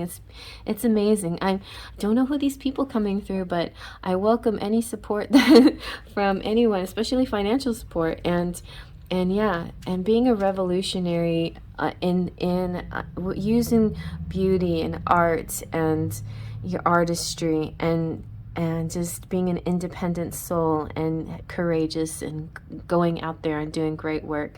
That's a really nice reading, and I hope you like that. Thumbs up if you like that. Feel free to comment below. And if you want, check out any other pile deck that you're attracted to, because this is just one big pick a card, pick a pile. Anything out there is for you that you're just drawn to, you know. Just keep on looking and see what other messages you can get, you know, and check all the elements of your chart, and sun and moon and rising and Venus and Mars. You know, with these cards coming out, maybe you should check your sun, your Venus, well, your sun, your sun probably is Virgo if you're here, but maybe not. Check out yeah, your Mars and your Venus signs too. All right, everybody. Well, I'll see you at the next reading. Faith, trust, and pixie dust.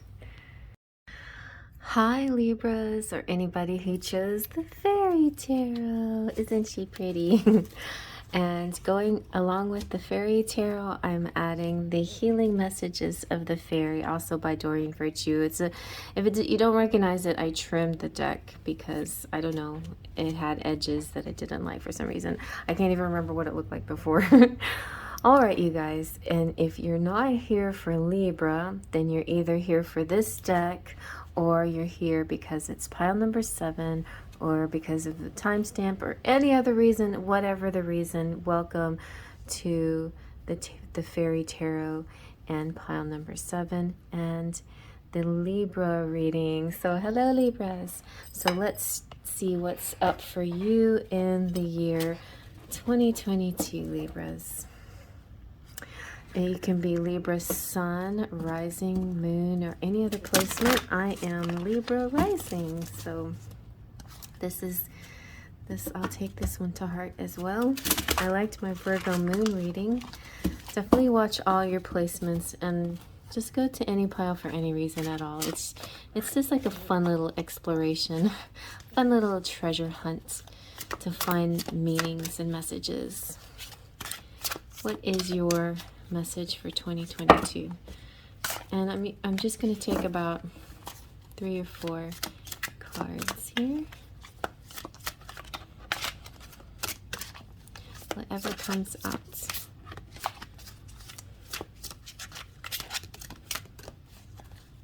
They're a little clumpy. Not sticky, but clumpy. I might have to do some like suppery like this. Let's see what we have here.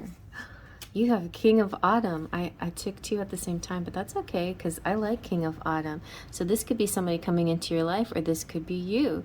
Compassionate, accomplished, charismatic, gifted. Be assertive when it comes to what you know is right. Everything is going to work your way. A good person or company to work for. I love it. I love it. A good way to start. Autumn represents pentacles, and so that is the money department. So very good. The abundance department. 6 of Autumn is more abundance coming your way. Good news.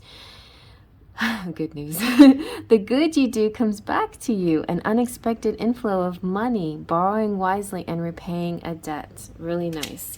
And it also could represent your autumn is going to be very fruitful. So let's see what else we get. See if we can get a couple more. We'll do the little, I don't normally do this, but this deck is sort of landing for. All right, you have the Queen of Winter. Strong, patient, self-sufficient, and funny.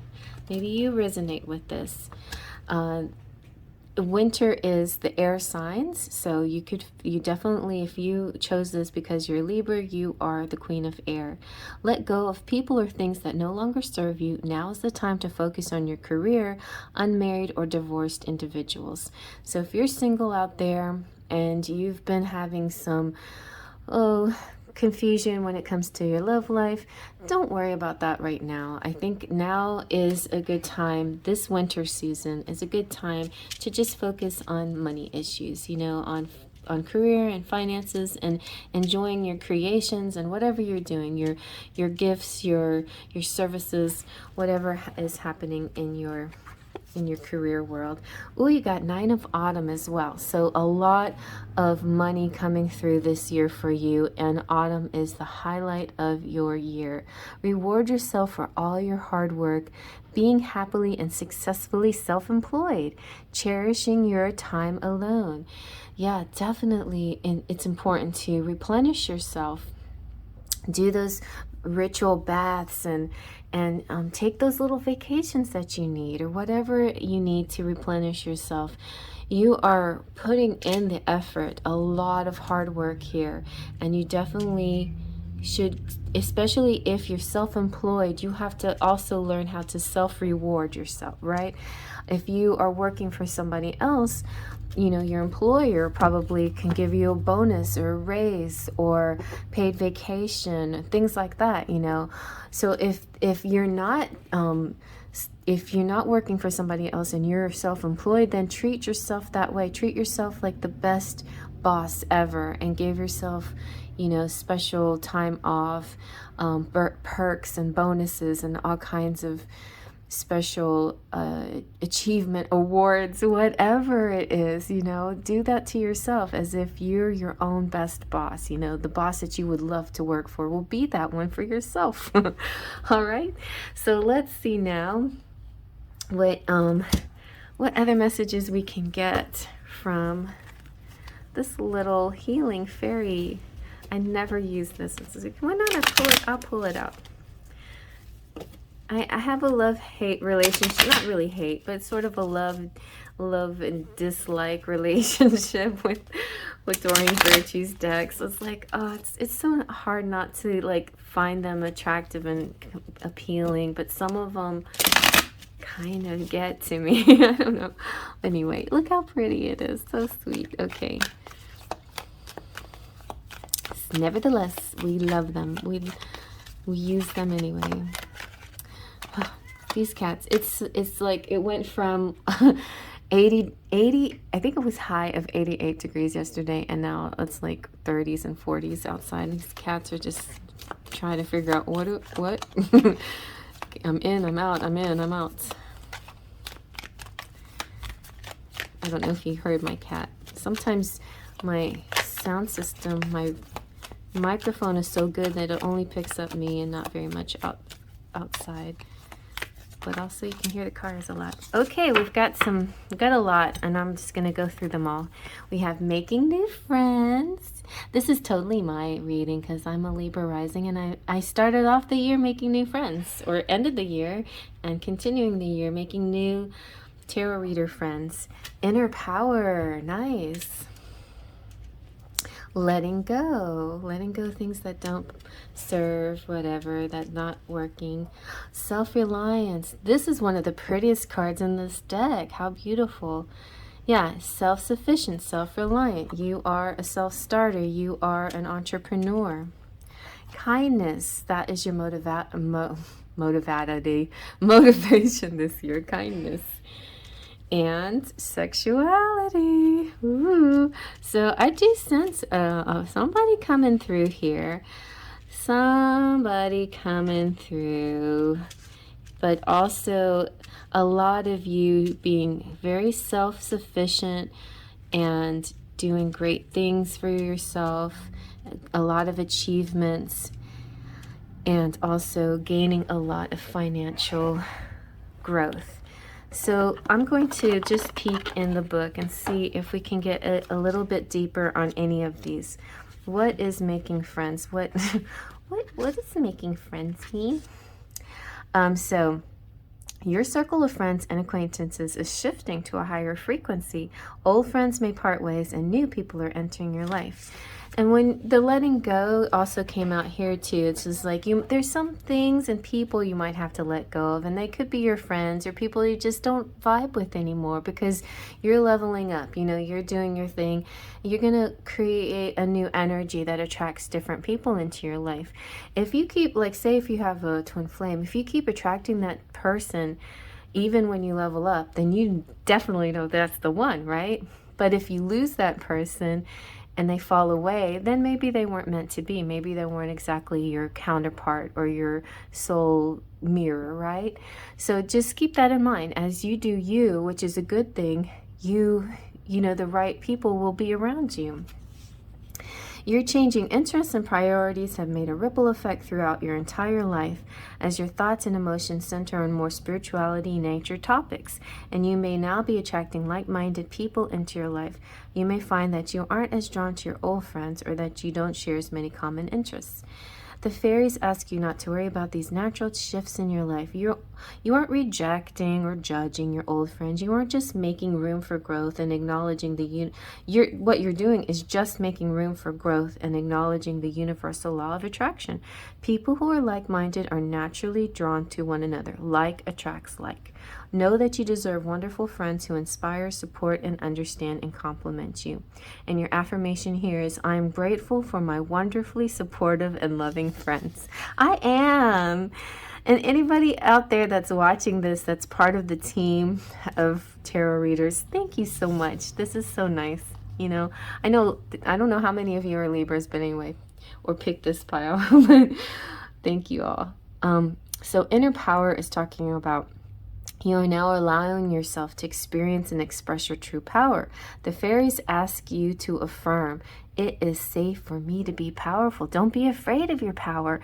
I had a amazing dream about my own power.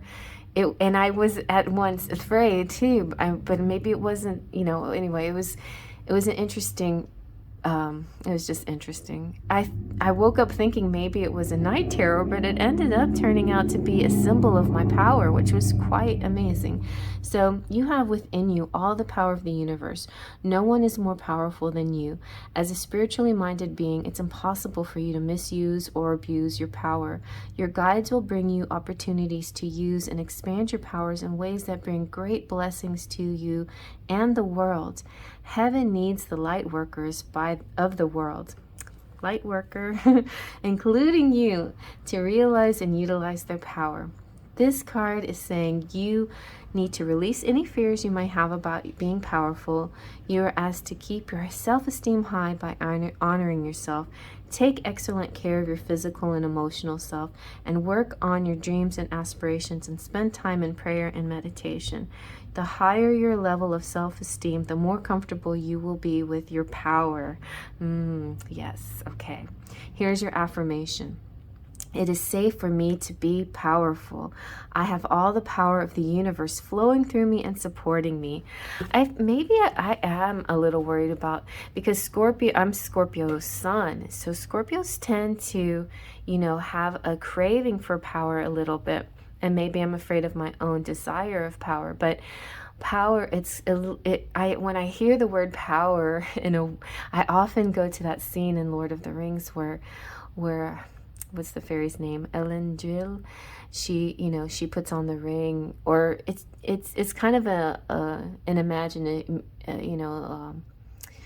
a dream sequence or whatever. Like, what if, what if I took that ring, this would happen, and she gets all big and her eyes go crazy, and you know what I'm saying. So yeah, I don't want to get let anything get to my head. I got to keep it real. I got to stay humble and stay grounded. But yeah, you guys have that ability too. You have so much earth in your chart, in your reading, and you have, you're grounded. You'll be fine. Go ahead and like really tap into that power. Let go and feel it. Feel it deeply. Letting go is saying this: you aren't receiving positive results because you're struggling too much to solve the problems. So by letting go, you're opening yourself up to a miraculous solution. It's about surrendering, the definition of insanity. Just don't keep doing that same thing and expecting a different result. Let go of that action, that repetition, that cycle, and try something else, or just don't try anything for a while, and just receive and let universe take control. Let universe guide you, lead you.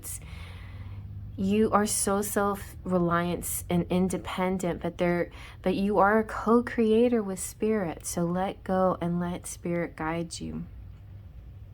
Say, I am willing to surrender this situation to my creator now. When I let go, everything turns out perfectly. Yes. See, I got that all. I was spot on with that one. And then the self-reliance is just what I was saying. It's like being an entrepreneur and having your own business. You are your own best friend too, right? And when you're your own boss, you got to treat yourself like the best boss out there. And you can provide for yourself emotionally and physically. So give yourself all those things that you need. So affirm yourself like this. Say, I am tuned into my inner source of direction. I confidently rely upon this inner source to guide me perfectly. Very nice. So it's all about, yes, you are an independent person. You are doing great things. But honestly, you couldn't have done all this stuff unless spirit was there to help you. You have to acknowledge spirit's presence in your life, even if it's just your higher self, even if you don't exactly believe in God or, a deity per se. There are higher energies, there is a higher vibration out there, and there's a higher you that's pulling you along, that's giving you encouragement and showing you the example of where you can be, But remember, you are a co-creator. We're all connected, all of us on this planet. And there is this higher just energy that we're all connected to. So also consider that too as well. That you're not just in this alone, and you're connected with other people as well. And but you have your own power. Just realize your own power and realize that you are God because you're connected to God. You are a co-creator with spirit, with the higher beings. Even if you want to see yourself a starseed, or whatever it is that you resonate with, you'll know what I mean when you hear this. So yeah, there's an interesting, I don't know, like I got this interesting take from, I think it was the Odyssey Ulysses and the Odyssey, the Iliad, and the anyway, there he's met with all these Ulysses. Okay, Ulysses is met with all these challenges, and one of the things that happens to Ulysses is that there's a kind of a pride or conceited quality about him. Like he thinks he's doing this all alone. And the gods get angry at him, the gods, and they're saying, we're going to prove to this guy that he is not in control of everything that happens into his life. So we're going to throw stuff at him so he knows that he has to thank the gods and praise the gods in order to lend sort of this balance and for good to come to him. Now that's kind of like an extreme example, and I don't believe that gods are vengeful, but I believe that that there is sort of this sense of gratitude that you have to sort of keep underlying when things happen well, and cut down this pride as if you did it all yourself. You know what I'm saying? Just a little bit of that. Just keep a little bit of that going.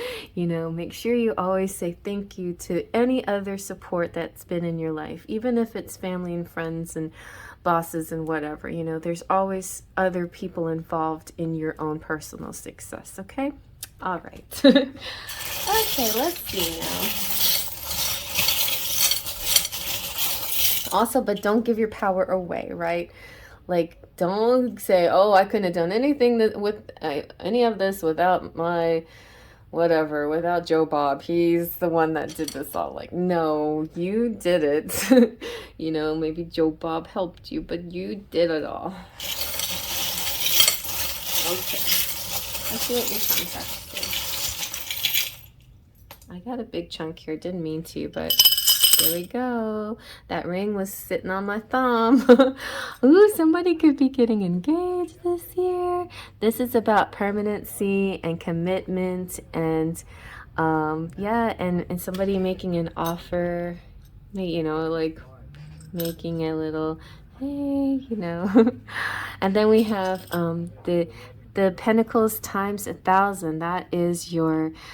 This is your wealth. Your wealth is just growing exponentially, and so it's not just pentacles. It's like diamonds, like a mound of diamonds. I'm not saying that you're having a mound of diamonds, but visually and metaphorically, it's like that. You're not just winning pentacles, you're winning diamonds. You're really getting it.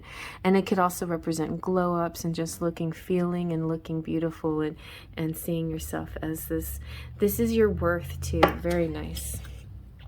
You have Aladdin here. So he is the masculine in transition, whether it's you or somebody you're connecting with.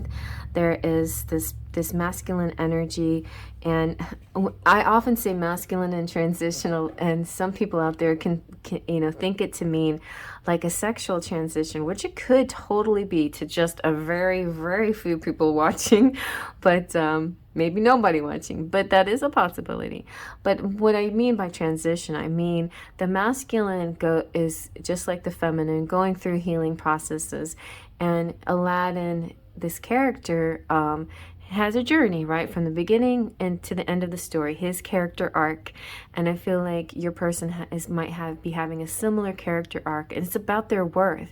Aladdin has a problem with his self-worth. He thinks that in order to be worthy, he needs to be a king or prince or whatever, and really he is the diamond in the rough. He is special because the way he cares about people and things, like he has a very kind quality about him.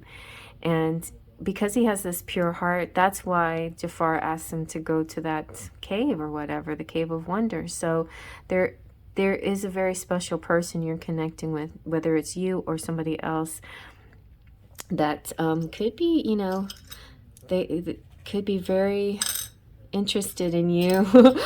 This person could be the one asking you for a committed relationship. Maybe there could be a Gemini out there, and the Gemini is intelligent. So reach for it. Believe in it. There's a road. You're on this road. China is here. The pine cone represents having abundance, having plenty. Same as the corn. It's like corn is the golden food. Like if you have corn, you've got all you need. You know, this is sustenance, and this is having abundance in your life. You have, definitely take your leisure time though. You need to give yourself, dedicate specific time for vacation for you, or time off or days off. Otherwise you would just keep working because you are just such an entrepreneur, and you forget you don't have a boss or anybody to tell you to stop. For some of you out there, right? Some of you do have bosses. And if you have a boss that doesn't give you enough time off, then you just, you know, find it, take it, you know, get your time off. You have the 24601. This is a very special meaning for me. 24601 represents a character in Les Mis. It's Jean Valjean, and if you want to know more about this character, look him up. But it's a very interesting dynamic. Jean Valjean is so much like Aladdin. Aladdin in the beginning of the movie, he's like stealing to give to, well, Jasmine's doing the stealing, but but you know, he tries to take from the rich to give to the poor. He's trying to feed the children, you know. Jean Valjean also stealing a loaf of bread, mostly because he's hungry, and then he's persecuted and hunted for a long time just for that one simple little act, you know. So there's a really interesting story behind that. You just keep, you know, see how it resonates for you and with you. We have San Juan, and that's interesting. We have Jean is the French of, or is John in French, and Juan is Spanish John. So a very John energy here. And we have Billy Idol. Billy Idol energy. So Billy Idol, somebody that is your rock star, that you just adore, that you think is amazing. They could be coming through this year for you. And you have Cancer. The Cancer is imaginative. You're going to rise up like a space shuttle all the way to space. Higher and higher and higher. Just going to be really achieving a lot this year. And with a big smile on your face. I also feel like communication. This makes me think of texting and emojis and communicating with little emojis and smiley faces with somebody. It could be like flirting and just like little small chit chat, but some kind of small talk with somebody. That's going to be good. And then you have the cheese, a piece of cheese. That's sharing. I like that one. Cheese is good. And when you can give a piece of your cheese, then that means you're a good person. Anyway, yeah, share your cheese with people. Share your piece of the pie is basically what that kind of makes me think of, you know. You don't have to keep it all for yourself, but I definitely think that you're a generous type as well. You have the money and you give it out as well. Oh, wow, guys, this is really beautiful, very sweet. Engagements, nice. Leveling up in your relationships and stuff. And if you're already connected, well, maybe somebody you know is going to get leveled up. Maybe you're helping other people level up, you know. That could be possible too. So I hope you like that. Thumbs up if you like that. Feel free to comment below and check out any and every other deck out there that you want to. There could be a special message for you and another pile that, you know, you're just drawn to. So go check that out, and definitely check out the other readers too as well that are in the description box. It's a beautiful collab, and it's all about friendship and reaching out and creating this new society. And I'm so excited to be here and doing this. All right, I'm going to move on to the next. So I'll see you at the next pile. Faith, trust, and pixie dust. Hello, fellow Scorpios, and anybody else attracted to Tarot de la Nuit. So this could be your sun, moon, rising, or other placements. Also, 8th house people. I don't know what it is, but Scorpios always get the dark stuff. And I happen to be attracted more to the light, cheery things, but I definitely have that dark side to me. So I even though I am a Scorpio, a Libra rising, I'm still Scorpio sun, okay? I may be a moon, Virgo moon, but I'm still Scorpio sun. Anyway, so definitely check out all your placements and check out any deck that you want just for the fun of it. Whatever is attracting you, drawing you towards it for whatever reason, Spirit Spirit is guiding you to a particular deck. But let's go ahead and take a look at this one. So accompanying the Tarot de la Nuit, we have the wisdom of the House of Night to go with it. And then we're going to do some charms. All right. Let's see what Scorpios you're going to be like.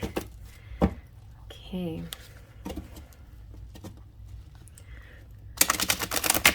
This is a really nice deck, though, I have to say. Very nice.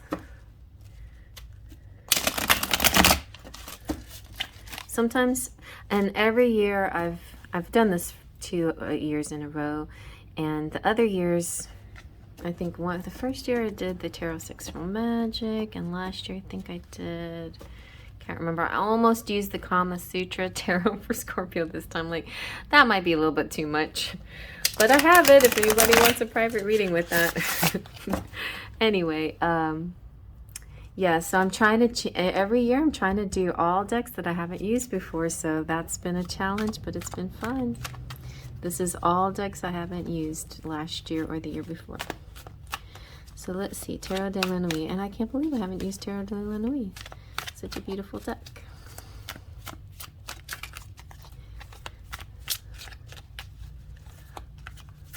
Okay, here we go. 5 of Cups. What's going on, Scorpio? It's like the glass half empty, or is it half full? How are you going to see this situation? Are you going to see the 3 cups that are upright, or are you going to just stare at those 2 cups that spilt over? I get it. I've been there lots, and it's kind of, I think this is kind of a choice, really. And the only way to snap out of this choice, and some of you, it's true, it's depression for sure. Like it's a medical issue, and that you have to treat and whatever. But others, it can be something that you can help yourself get out of through meditation and also being in the present. And again, I recommend Eckhart Tolle and this whole power of now that can really change the way you see things. It really it demystifies a lot of things that we just build up so big in our minds. It helps just see things in just a different perspective. So even if you're starting your year off this way, like, how are things going to get better? They will get better. It just takes a little bit of a different point of view. And then you have the Knight of Pentacles. That's good news. There's a slow, steady progress heading in your direction. It's kind of funny that she's got that scythe, but this is what I think that's what it means. It's like you have to cut out those things that don't serve you. Just stop going to that negative place. If it's a repeating pattern you feel yourself caught in, then acknowledge it. When you observe yourself without judgment, without criticism. That's not going to do any good, right? It's just observing your patterns and then saying, oh, okay, this is what I've been doing. Maybe I should do something different, or maybe, like, why does my mind go there? Like, think about it. Just think about it. Don't judge it. Just think, how you can release it and how you can let it go. Those things that are bothering you in a particular moment, maybe when you're triggered or something like that for some reason, just observe it and let it go. You also have the Queen of Swords. So the Queen is very intelligent in her mind. She's beautiful, and she has logic, and so it's important to learn how to balance logic with intuition. Don't let the mind overpower the heart. Definitely go with the heart more than with the mind. The mind is good for analytical things, for mathematics and job and things that you need to use that mind for. But when it comes for like really important decision making and day to day and how you feel about yourself and the voice inside your head, sometimes your mind is turned on too much. You got to turn that off and let it go and go back, get back into a heart space, a love space, a self-love space without criticism or judgment, and just focus on being in the now and observing yourself in a kind, loving way, like being your own fairy godmother, own best friend, you know, just like turn that love inward. Use your intuition, you know, go back and using, I feel like you are intuitive because it's obviously, it's here. You are the high priestess, okay? So I feel like these two energies are kind of interesting and together, you know. It's like when you're in your mind too much, in your head too much, then the doubts creep up and it starts to make you judge yourself or second guess yourself, or negative self-talk. I just been doing that lately too myself. Like, I am not immune to it, you know, and it pops up, this negative self-talk, and you have to observe it, you have to stop it, and you have to say, nope, you are a wonderful person, you know. Tell yourself like you're your own best friend, okay? And you know, the progress is, it's a slow moving progress, and it's a, you know, correcting this cycle, fixing this cycle, it's going to take, you know, a lot of repetition. So just keep at it, you know. Just remember, you are a high priestess, you're a goddess, you're intuitive, you're a light worker, you're enlightened, you hold the secrets to your heart, you connect with it. Also, if you're second guessing whether you have these talents or abilities, you know, don't, because you are there, you see, and you have this power in your crown chakra, and you are receiving these messages and these energies. You are clairvoyant, you are clairaudient, you are psychic, you are connected with people, you are channeling things, you are all of these things that you might, you know, doubt yourself once in a while about. Don't fall into this, because this is you. This is you. You're the queen of the moon, you know, you're the moon goddess. And also, I feel like you have a telepathic connection with somebody, specifically with a lot of people, but one person in specifically, and I think it's this guy right here, the Knight of Swords. So the Knight of Swords could be air signs, Libra, Gemini, Aquarius. This is about an action-oriented person. In this picture, they look like humbled, right? They're on their knees. They're bending a knee to you. It's very Jon Snow, and we had a lot of Jon in the Libra pile, and the wolf and everything in the snow. So definitely could be a winter energy that's happening here. This person is also logic and intellectual, similar to you, and they also have this intuitive potential, and they have this mental connection with you. Maybe just the fact that this person has such a strong mind and you're connected to them makes you go into your logic mind more than you want to, or at times where you don't expect it, you know. So just stay in your own power, and as much as this person is a great person and loving and caring, and you're connecting with them, they have their journey, you have your journey, personal self journeys, and you might also have a joint journey as well. We'll find out with the oracle, but definitely keep your each of your personal boundaries, right? So I think that's important. It's almost like if they're going through a low period in their life, don't let their energy bring you to your low. You know, you stay high, you stay positive, help them, pull them up, you know, with your positivity. That kind of energy is what I'm getting here for some reason. Yeah, but he is definitely a humble person who uses spirit as his guide as well. I feel like he's a praying type, like a person who is, you know, who acknowledges that there's something greater going on. All right, let's see what the wisdom of the House of Night has to say here for Scorpios and anybody who likes this pile. And this could be you. I mean, if I feel like this is masculine energy, but whatever you resonate with.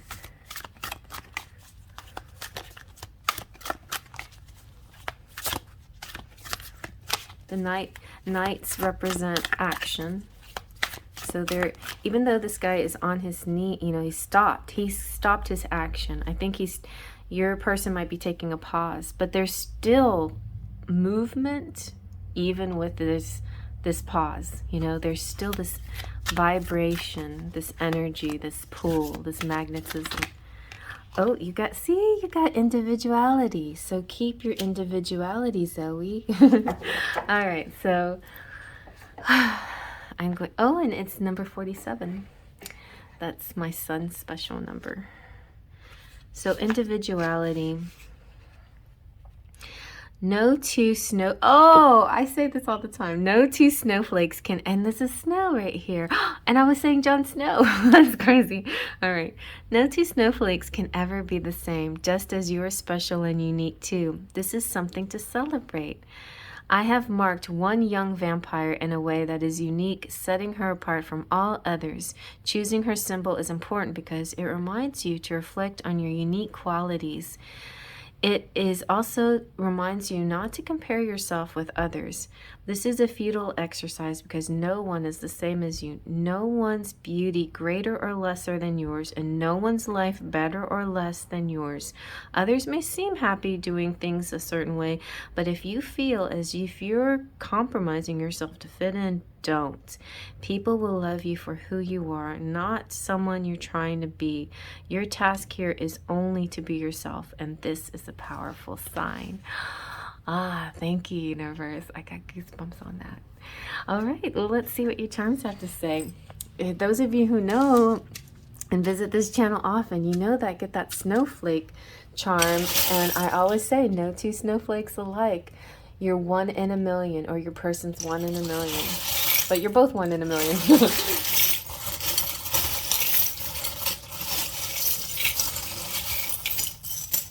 Okay, let's see what it gets.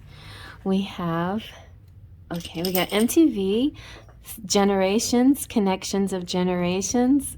Yay, we got some good ones. And so it could be also a kindred, a connection with music and television. But I just like that. It's like having a inside joke with somebody, or just like laughing at the same memes or generational jokes, or enjoying the same, I don't know, cartoons or commercials that you grow up with. You know, like having this kindred feeling with somebody when it comes to pop culture. And also maybe even just plain and simple MTV. I was a big MTV fan, but it changed. MTV changed, and for a while it stopped being music television, and then had all these weird shows that I'd never watched. But anyway, there you go. This is about generations connecting. All right. And then you have Jasmine. So Jasmine looks just like Zoe here. It's this powerful woman who, I love the live action movie of Aladdin. Jasmine becomes the queen, you know.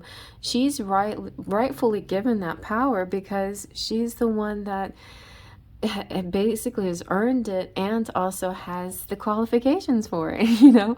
And so that's a good sign for me. I think that's a good sign, that saying that you will achieve your greatness too. And funny, if you're connecting with the Libra, Aladdin is in pile Libra, or pile whatever that deck was, Fairy Tarot. So yeah, and also Libra also got the ring, the engagement ring. So you could be getting engaged, proposed to, leveling up in your relationship. If not, maybe somebody you know is, or you know what, or you could be helping them find a ring or something like that. But usually when you're on my reading, you're the one that's about to level up. You've got dice on 6, which is love number, but it's also talking about taking chances. You have the butterfly, the little amethyst butterfly, which makes me think of my daughter. and wings and spreading your wings. The amethyst is her stone. You've got play and ever and USA, and you have San Juan. Saint San Juan came out again.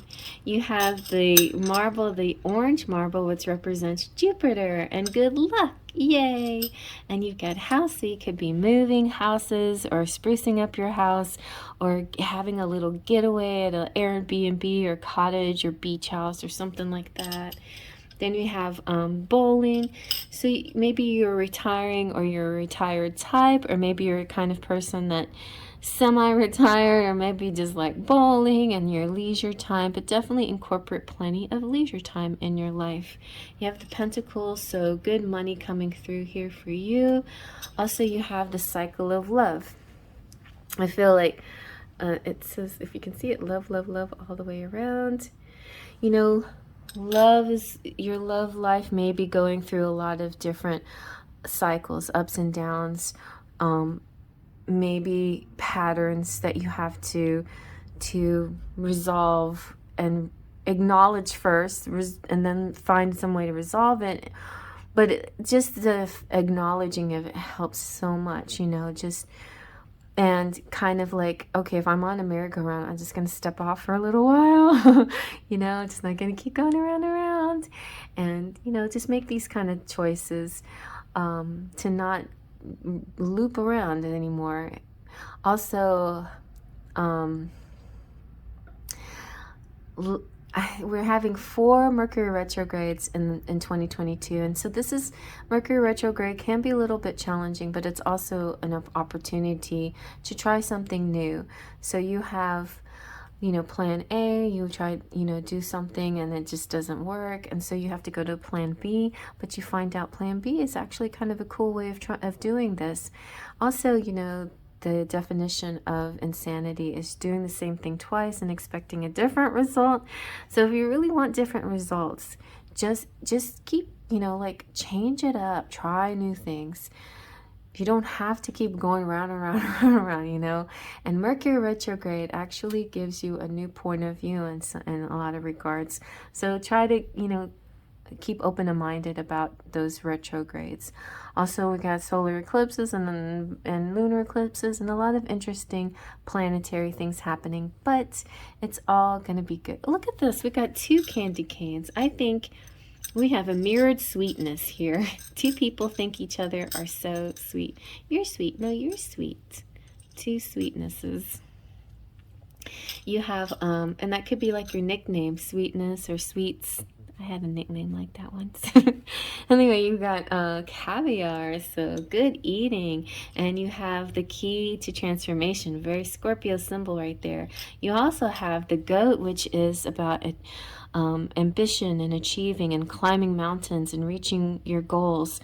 Capricorn energy, and also the Chinese zodiac sign of the goat sheep, if you resonate with that.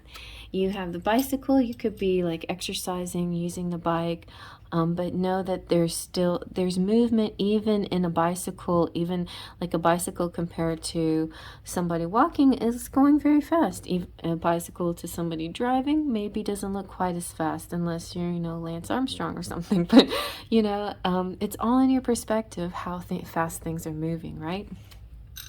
You also have the sewing machine, which represents creativity. I also see the sewing machine kind of as like mechanisms, mechanical things, you know, like computers and other things, that mechanical things that bring about creativity. You know, it could be a lot of stuff like your Cricut and other devices and things that you use, your printer and stuff like that, that create these little masterpieces, these machines that create things. You have, look at that, see, you got the snowflake. No 2 snowflakes alike. This one is pretty. Another one comes out quite often, but I like this one. That one looks like an ornament or something really nice. So Zoe, you are this you are this really beautiful 1 in a million type of snowflake, and nobody is like you, and you're very special, and be proud of that. You got a lot of music here, like listen to the music to help your calm you and help center you and focus. Ooh, you have the lighthouse. I'm not sure if that's Maine. Yeah, I think that one's the lighthouse on Maine. So it's like a beacon of light, you know. It reminds me of the Hermit card in a sense, you know, this love light shining. It could be represent people from a distance, maybe in a long distance relationship, but somebody shining their light to you and saying, you know, I'm always here, I'm always shining my light for you. It's always glowing. It's kind of like ET phone home, you know, like this connection always, you know. Elliot and ET, you know, have this bond. No.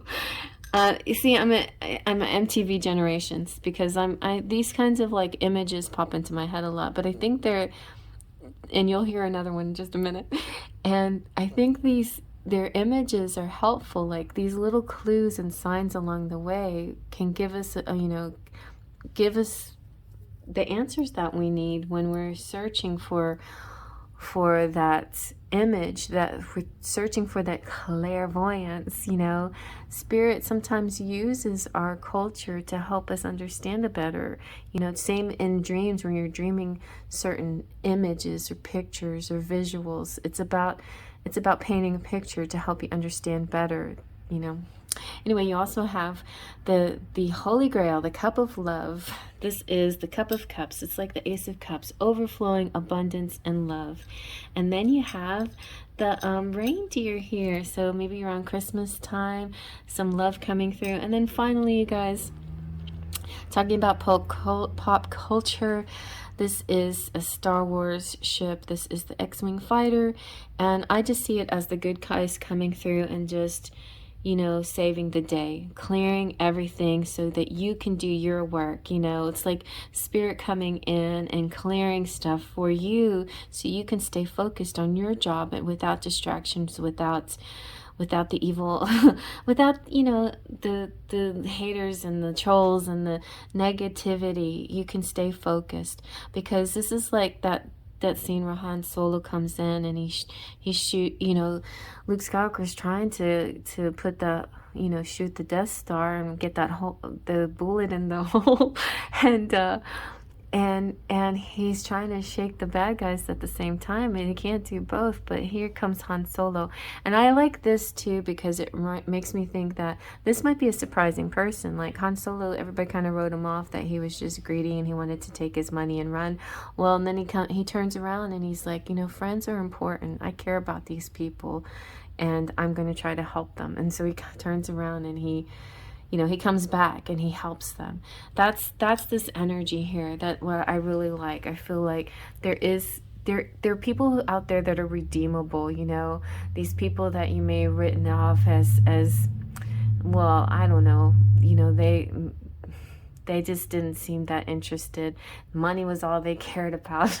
If money is all you care about, then that's all you receive, you know. And so that, you know, maybe you just wrote them off and then they surprised you, and out of the blue they do these amazing, wonderful, miraculous things and really help you. So keep an eye out for those guys, you know, and girls. They're coming through for you this year. I feel like the energy of truth and justice fighting out over the bad stuff. It's gonna win out. The good guys are gonna win. It's coming through for you and everyone. All right, so I hope you like that. Thumbs up if you like that, and feel free to comment below, and definitely check out all the other readings, all the other card decks, and check out the other readings of my kindreds too, those people that you'll see in the description box. Check out all their links and see how these readings match up to their readings, and just make it a fun dive into 2022 predictions, you know. All right, well, I'll see you at the next deck. Stay trust and pixie dust. Hi Sagittarius, it's Cherry, Pixie Dust Tarot, and I'm here with your 2022 reading. So this is a big, massive, pick a card, pick a deck, or Zodiac reading, however you want to choose. If you're here for other reasons besides being Sagittarius, then welcome to, being here. If you like the Everyday Witch, I have the Everyday Witch Tarot paired up with the Everyday Witch Oracle. So this is going to be really fun and I think a great reading. So, and we're also going to have a few charms here. So let's go ahead and get started.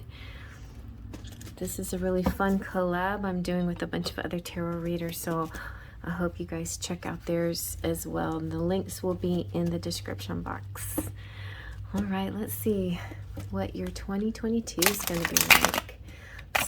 I'm going to take a 3 or 4 card reading, and it's just going to be sort of a general overview, If you want to get into more specifics with me, we can do private reading, and all that information will be in the description box too, how you can reach me.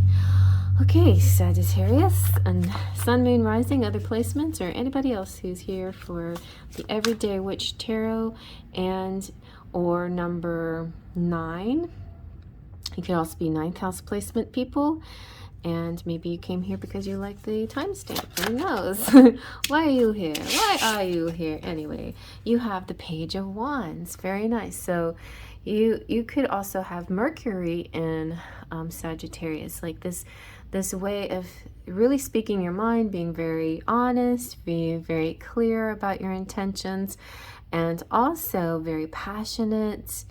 I love the little I was just thinking about my orange kitty growler, like maybe you're about to head out on an adventure. This has very much of a Fool energy, striking out on the road, maybe even a road trip all by yourself, or just being one of those people.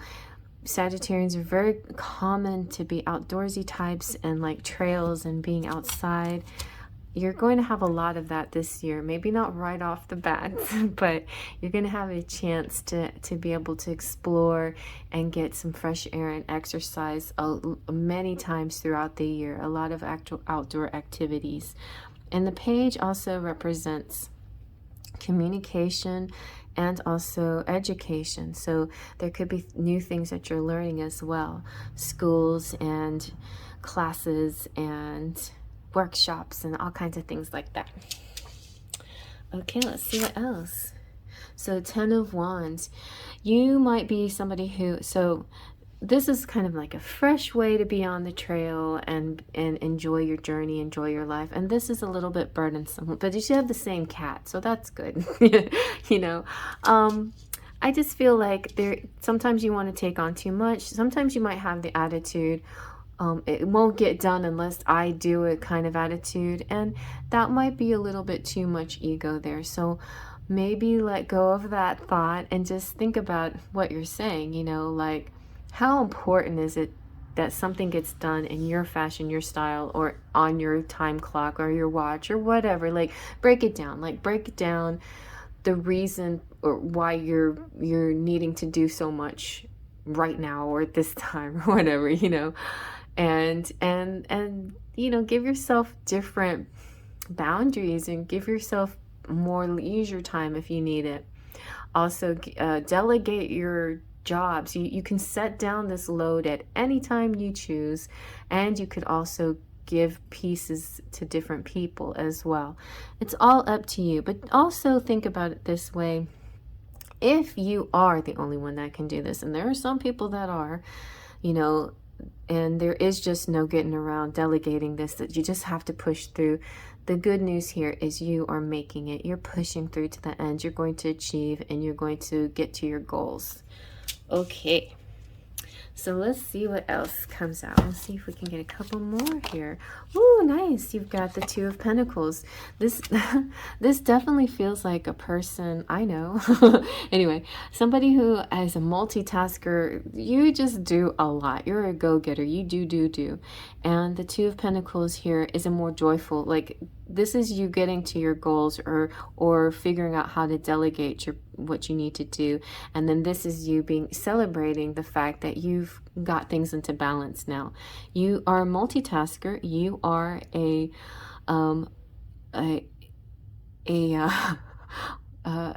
jack of all trades. You're a Renaissance woman. You just can do it all. or man. And this is saying you're finding a balance between, let's say, home life and work life. You're finding a balance between love and career. You're finding a balance between leisure time and work time. You're just finding the right balance in everything, and you're having a good time doing it. You're feeling good about yourself. And this is the infinity symbol. So you're very, very balanced energy. The Two of Pentacles, it's funny how Two of Pentacles is represented different in a lot of different decks. And this one, it's completely balanced. Two Pentacles on the same level, balanced. This could also represent, companionships and relationships, how these two energies are completely on the same level and balanced. It's very nice. And wow, you've got the King of Pentacles. So he is like the King of Kings. He's the best king there is in all of these, well, I shouldn't say, but I've heard it said that the King of Pentacles is like the King of Cups, Swords, and Pentacles and Wands all rolled into one, because it's almost like the Pentacles has gone through all these journeys already, and like he's the every king.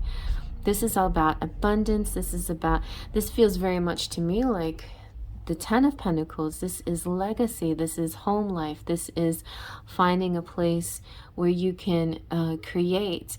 This is a person, looks like he has it's like a castle on a platter for you.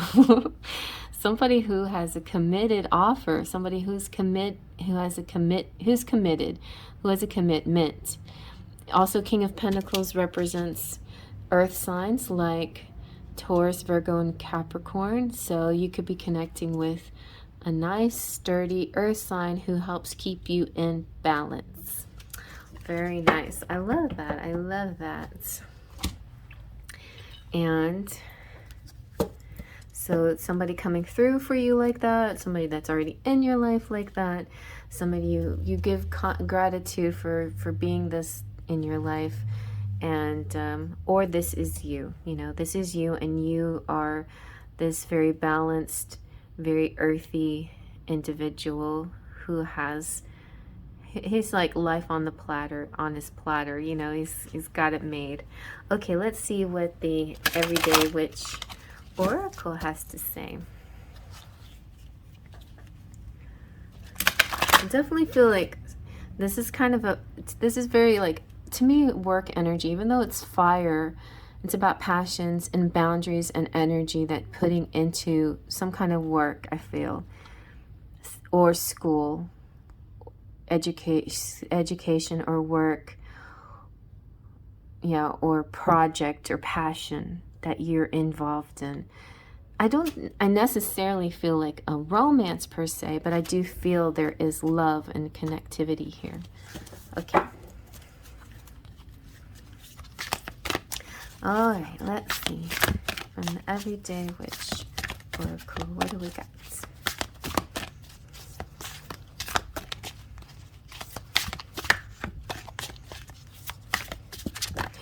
Okay, nice. A few fell out, but this is the one that was on top. So this is Plant the Seeds. Very nice. I'm definitely hearing that financial growth and investments. Yes, you are definitely going to inherit and win and achieve because of placing. Just want you to see that if you wanted to see it. It's water magic. You can use some water magic, but I think this is your main card here. Yeah, because you have such pentacle energy here, passion with the wands, and pentacle energy with the stability. It's this balance of passion, fire energy, earth energy, and that combination of having passion for what you do and putting a lot of effort into what you do, and whatever whatever seed you're planting now will flourish and grow and into the most amazing final outcome that you could possibly imagine. So just keep it up. All things that grow have to start somewhere, and with seeds, both actual and metaphorical, whether it is a seed of an idea, a new beginning, or a garden of magical herbs, you have to plant it and then nurture it well to get the results you want. Caring for your seeds takes effort, but sometimes the biggest challenge is having the courage and forward momentum to plant them at all. What seeds are you planting in your life? A little bit of planting seeds has to do with timing. You might want to get a farmer's almanac, and honestly, farmer's almanac is not just for farmers, not just physical seeds you're planting, but any kind of seeds, any kind of beginning things, ending things. The farmer's almanac is so great to help you in a metaphorical way as well. So it also shows all the moon phases and the apex of the moon phases. So in the moon, it will tell you according to the moon phases when to do certain things. It's time to cut something, time to plant something, time to do this or whatever. So if you happen to be an actual farmer or gardener, whatever, then that's definitely wonderful advice. If it's any other kind of project, you can decide, is this time for me to, make phone calls and reach out to people? Or is it time for me to like just rest and create and dream ideas up, So there's different like phases of your creations that you're going to be going through, and just the right time to do certain things will play an important part, especially with planetary alignments and Mercury retrogrades. And there's 4 Mercury retrogrades happening this year, so it's kind of good idea to work around those, to use them for your best, for your for the ultimate leveling up of your idea, to help it grow just at the right time at the right place. And to optimize, I was trying to think of the word, the most optimal moment. I talk about windows of opportunities and portals, and then there's times where it's the most optimal or the most auspicious. These are those specific moments that when it's right to do these things. So as far as actions are concerned, you can plant seeds and for magical herbs or anything else, but you instead can start something new, look for a new job, embark on a new adventure, encourage a budding relationship, plant seeds for the future growth in your life. But it's about starting small, not expecting so much to happen overnight, and seeds are planted all the time, Also, it's interesting that this came into my mind on a different reading, but when you're dealing with people, let's say, and I know Sagittarians deal with this a lot, you run across a lot of people who may seem a little bit, have a very strange, peculiar idea about a certain way of looking at something. Let's just put it that way. And they might not be conscious enough or evolved enough to see it your way.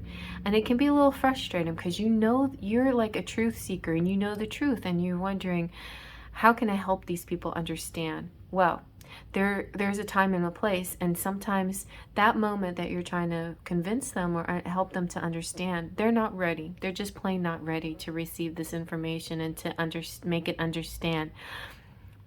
There's several different types of people. There's the type that's just plain very stubborn and builds a wall up, and they're saying, no, I believe in this and you're wrong, basically. And they might even be even more belligerent and call you names and stuff. But then there's the other type of person that'd be like, okay, well, I'll listen to your point of view, but I'll reserve judgment. That kind of person is the one that you've planted a seed in their mind, And maybe, just maybe, that with time, with sunlight and water, with time it'll grow, and they start to realize, oh, stars above, you know, they're really like realizing she made a good point. Maybe couldn't take it in or absorb it in the moment, but you planted a seed. So just realize that you're doing great work. You're planting these seeds and helping people even when you don't even realize it, you know. There's some people that we just have to admit we can't help, and they'll figure it out eventually, or maybe never, who knows. But there are a lot of people out there that you're helping just by planting a seed of thought in their mind. So good job. Good job. And so here's some magic you can do. Most witches use herbs and other plants in their magic work, and you can grow them, and it give you a chance to put your energy and intentions into everything that you do, you know. Pick any kind of herb that you want and prepare some soil or in a pot, and then say this magic as you're planting the seed. Element of earth, receive these seeds which I dedicate to positive magical work. Nourish them and strengthen them and bless them with your power. So mote it be. And don't forget to tend them with extra special care afterwards, and thank the plant when you clip a bit for magical work later. I love that, you guys. Let's do a little magic work with something that you actually created yourself, you know? All right, so let's get some charms going here.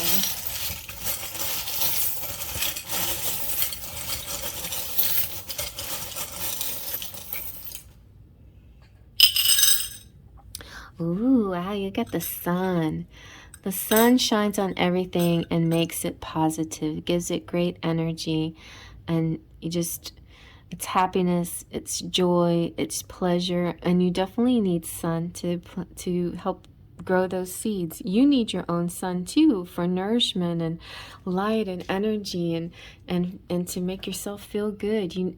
I feel like maybe fire signs more than anybody else definitely need to be outdoors and in the sun as much as they can. And then you've got the yin yang quality of the sun moon. So the moon reflects the sun, and you might be connecting with somebody who you just like two peas in a pod, you know. You reflect each other perfectly. You compare you complement each other just right. And make sure you take your leisure time, because you know all work and no play makes you go nuts. You need to have that time to rest and relax and be in the sun or be by water or whatever makes you feel at peace or feel good, you know, whether it's a lake or a forest or a stream or whatever it is, you know. Definitely by laying in the sun like that, the sand and the sun is like, sometimes being on the beach is the hottest sun possible. It just feels really good. It's very penetrating.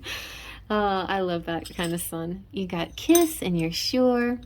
And you got the Christmas tree. So maybe you had a really awesome Christmas. Maybe something special, but you got a gift that wasn't, you know, more than just a physical gift. Maybe you got a very good spiritual gift that helped propel you into this new year, that gave you a lot of foresight and thought into what you're going to do next. And then it'll come full circle again by next Christmas. You've got the rainbow. This is your chakra energies all aligned, feeling good, a power.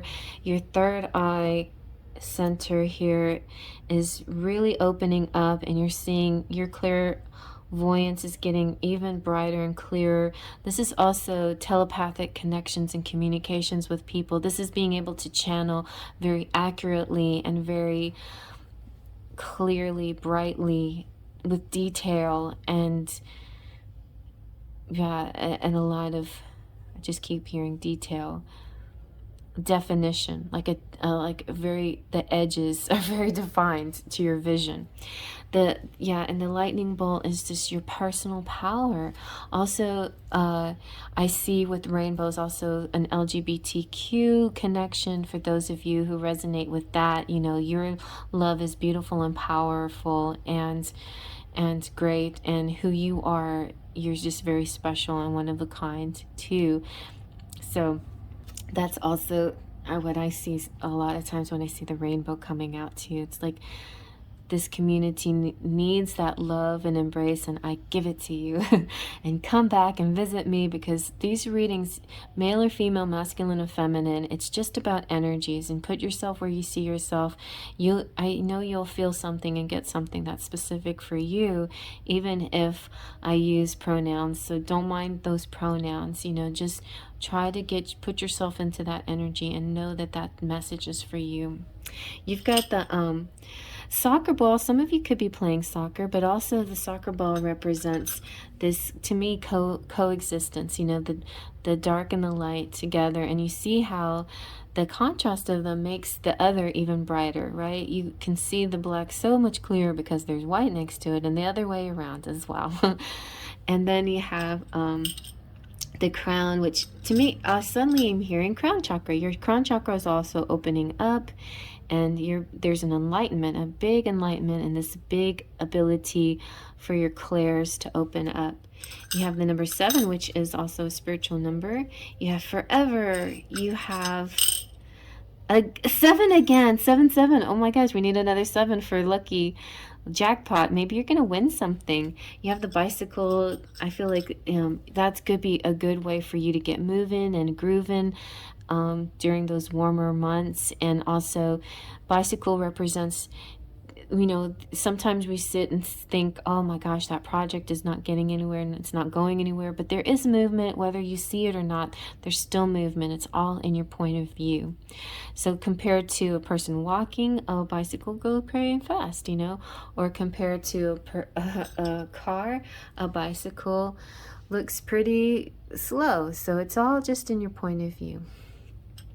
Then you have this little tiny hanger that could be for little things like lingerie and teddies and underwear. Buy yourself, replace those bras and underwear every once in a while. Pamper yourself, treat yourself nicely. You don't have to keep wearing the same torn up stuff over and over again. Even if you're an entrepreneur, a stay-at-home person, and you never go out and nobody ever sees you, or you have had the same partner in your life forever and you don't feel like you need to change it up, do it. Change it up sometimes. Treat yourself nice and get yourself something cute to wear. And then you have the mask here. Ooh, so something very like, I think this is something that could represent something mysterious. It could be also a masked ball. It could represent Halloween and costumes and fun things like that. It could also be some part of you hiding behind a facade that everything's okay. So take down that mask and be your authentic self. But put the mask on if you want to try something exciting and mysterious and playful, even, mixed with the lingerie and the mask. Could be kind of fun. So try that if you like it. You got the Eiffel Tower, so it could be French things. It could also French kissing. Yes, French kissing, a little bit of lingerie and a mask, and there you go.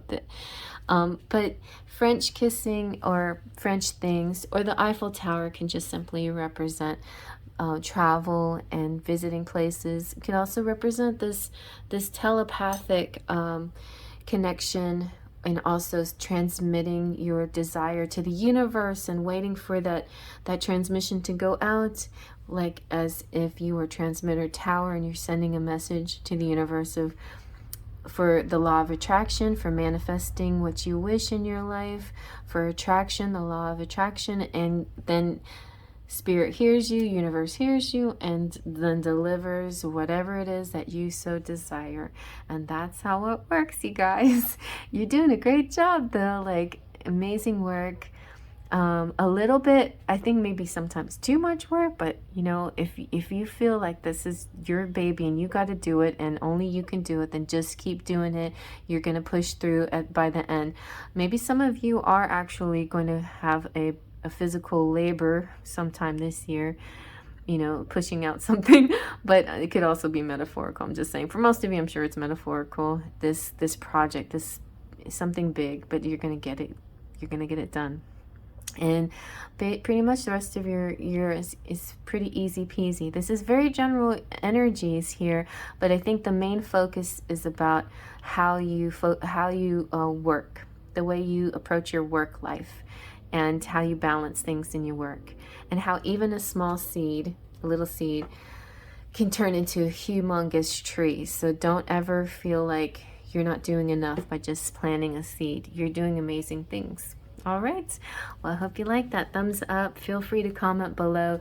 Check out all of the other decks, anything that appeals to you for any part of your zodiac chart, and also if it's just something that you're drawn to, or if a deck that you really love and you want to see what that has to say. Okay, well, I'll see you at the next deck. Faith, trust, and pixie dust. Hi, Capricorn, and anybody attracted to the Housewives Tarot. Also, this is pile number, what are we, pile number 10. And so maybe you're attracted to number 10 or timestamp or any other reason. Thank you for being here. So this is kind of one of the new decks for me this year, but it's been around a little while. I just love it because it has like, comes in this like recipe box book. We're gonna, I was trying to think, what in the heck will I put together with this deck as far as oracle cards, and then affirmators just jumped out at me. Affirmators is such a cute deck. It's got a lot of sarcasm and dry humor, and I just feel like the Aquarians, yeah, Aquarians too, but the Capricorns I know are just really funny people, and so yeah, and I feel like the deck itself is kind of humorous too, with the whole housewives themes, and so to have humor, I added the affirmators with this. So really, when you're looking through all these different piles, you know, you just never know what you're going to get. You could have like a really dark vampire reading with Scorpio, or you could have a fun, lighthearted comedy reading. We'll see what comes out though. Anyway, there've been some really nice readings out there, you know, very bright and cheerful readings. So let's see what Capricorn's going to get with the Housewives Tarot for 2022. I feel like I don't have as much trouble remembering 2022 because I think of 222. This is a big 222 year. Twos are good. 222. Okay, I think this is a 6 year, which is good for me because I'm also a 6 year person. Okay, let's see now. What do we got? What do we got? What do we got? We've got the Page of Swords. So some honest communication, like being very direct and forthright and clear and precise and intelligent. No mincing words. Just telling it like it is. So that's a good energy. It's like you don't have to dance around. You don't have to wonder. Somebody's going to really explain things directly to you, and you are also going to have this new kind of attitude. Well, maybe you've always had this attitude. Maybe you're going to approach things in this very direct way. The King of Cups energy is emotional security and balance. Remember to keep things in balance, though. This guy seems to be imbibing a little bit much on his beer, but to have the occasional beer once in a while is totally and wonderfully fine. Also, like, I don't know why this resonates, but you know, I know there is, you know, some people want to do bars and stuff. These days, it's not always the best thing, but I hear, you know, Oktoberfest and things like that. I think it's funny because, you know, we're starting off the year with a very serious global situation with the pandemic and everything, but also I feel hope, you know, for the later part of the year, things happening and turning around and getting better. So, yeah, sometimes we have to drink our beer and booze, and sometimes we can celebrate, you know, an actual celebration, and that I think is going to happen more and more towards the end of the year. You could be connecting with a water sign. I'm sensing Cancer people here too, Cancer, Scorpio, or Pisces as well. Maybe somebody with a Page of Swords child, you know, Aquarius, Libra, Gemini kind of person. So a family dynamic possibly. Like here we have the Page of Cups too. So this could be like your inner child. Yeah, look at all these people in the family. You got grandma, grandpa, and some kind of dad. So I'm just really picking up strongly on a family energy here. That's a family dynamic, a family energy that's going on throughout the year. There's going to be sometimes where things are like really direct and to the point and harsh, and maybe sometimes good, like really clear communication, and other times where there's maybe a little bit of escapism and you know, very happy, healthy, you know, instead of beer there's water, and you know, growing things and plant the seeds that are growing. But I feel like generally speaking, the happy environment, the younger people in the environment are doing fine. They're doing well. And maybe the older people have to have their vices in order to cope a little bit. You know, it's all good. Then we've got the Chariot. Somebody could be getting a new car this year, leveling up with their vehicles. The Chariot is such great energy. It's about triumph and achievement and doing it and making it. It's getting there. So and the King of Cups is not negative energy. It just happens to be a funny little picture of a guy not looking quite so thrilled. But honestly, the King of Cups is a good emotional stability. There's just going to be a mix of things when it comes with the King of Cups, especially if they're a Cancer. There could be moods that you have to deal with, or that reflect who you are. And I'm not sure why I'm picking up on Cancer, but Cancer is Capricorn's opposing sign. So this could like represent your descendant, or the opposite of who you are. But anyway, I feel family life is kind of the thrust and the main focus on your life this year in the 2022. Possible travel and road trips, but other kinds of travel. But road trips could be really fun. And also possibly new car or upgrading in your vehicle somehow. You could do a total Thelma and Louise kind of adventure as well. You know, maybe leave the grumpy husband or boyfriend behind and set out on your own a little bit. I don't know, or maybe go to visit the grumpy boyfriend. Maybe you have one child and they have one child. So maybe you're both single parents, this person that you might be connecting with. But I definitely see people connections, a lot of people connections, whether it's family, friends, lovers, other people, and movement and visits, visiting, being together, spanning the distances between each other. So let's see what your affirmators have to say. Let's see, affirmators. We're going to get as many of these as wants to come out. I love these things. Here we go. This is the love and relationship affirmators. So, because I love being a Libra rising. If it doesn't resonate, then just, you know, take it for what it is. Look, these look like little COVID things, don't they? But they probably are snowflakes. So acceptance. When I get to know new people, and that could be it, new people coming through. When I get to know new people, I accept their actual traits rather than the ones I project on them. That's good. Same goes for the not so new people I already know. Acceptance is the delicate art that reminds us everyone is their own unique self, and we can't expect them to ever be anything but. Man, how do those snowflakes do it? Oh my God, you guys. I'm having a total snowflake theme through this reading. So, no two snowflakes are alike. Came out for Scorpio and came out for Libra too? Anyway, the no two snowflakes are alike, and every snowflake is one in a million. And it's and you're very unique and special and one in a million. And it's so funny.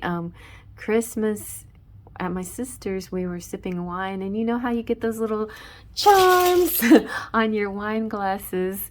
Well, my sister handed me the snowflake, and she's like, don't take this, the wrong way. I'm like, I already know snowflake means one in a million. Yeah, so there's two sides to this. Don't be over delicate about things. It's okay. You could be delicate. You're right. Maybe you're a delicate person. Realize some people are delicate. Maybe some people are very emo. Maybe they're very their emotions are on the surface, on the edge, and they just need a little bit of more love, and acceptance. So there's all kinds of people out there. There's no reason to use name calling, right? For people who are different than you. They're just like this says, acceptance. And it's so funny because with Sagittarius, what did I get? Oh, like I was thinking about, when you're out and about in the world and trying to convince like people to what the truth is, and people being very stubborn about their truth, their personal truth, whether it's the actual truth or not. You can, gently and kindly just plant a seed, and if it sticks, it sticks. As if it doesn't, it doesn't. But and then move along. Don't worry about it too much. Just accept that people are just gonna not be ready sometimes to listen to what you have to say, but and everybody's very unique and different. Anyway, but that doesn't necessarily have to be particularly about you. It could be about other people also, with this acceptance issue. Benefit of the doubt, though. I love this. I believe in the basic goodness of other people, and I give them the chance to show it. If they prove me wrong, that's on them. At least I can go to sleep knowing that I practice trust and forgiveness rather than fear and doubt. And later on, if I need to, I can always change my mind and retroactively judge them like it's my career. I love these. So yeah, whatever. And like what I feel like Capricorn here is like just definitely the pentacle of this whole 12 pile reading, because it feels like everything that has gone on in the other decks are converging on this one. But here's another message from some other deck, I can't remember, but it's like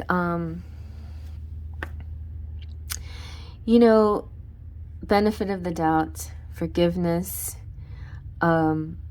judging, and being in the now. So one of the things that you should do is being in the present. That's kind of a very Eckhart Tolle thing, is the power of now. That's a good one. And then we have seeds, planting seeds, and planting seeds came out in Sagittarius too. And planting seeds makes me think of The Seed of Love by Cheryl. Cheryl? Anyway, oh my gosh, can't believe I forgot her last name already. Anyway, that's a really beautiful book too. There's a lot out there that can help grow and expand your ideas about things. But that's not the point here. The point is observing yourself. Take a moment to just observe, but not to judge. Don't judge anybody else, and don't judge yourself. Don't criticize anybody else. Don't criticize yourself. Just sit there for a second and observe where your mind is going and why it's going there. Just why, and then think, why, what's the purpose of this way of thinking, or this line of questioning, or whatever it is that's happening in the moment, right? Just really ground yourself and center yourself and observe yourself, and that can help a lot. Or help other people to do the same. Help other people do that, because other people, maybe that's the key. Instead of trying to convince them anything, just try to help them observe what they're doing. Anyway, I feel like you and Sagittarius, Capricorn and Sagittarius, are going to be like social activists. You're really reaching out to people and helping people think differently. and change their minds about things and see things in a different perspective. There's just sort of this social activism feeling I'm getting. Okay, so let's see what your charms have to say. And some of you might be cusping on Capricorn, Sagittarius. I get this a lot on my twin flame readings. The cuspers.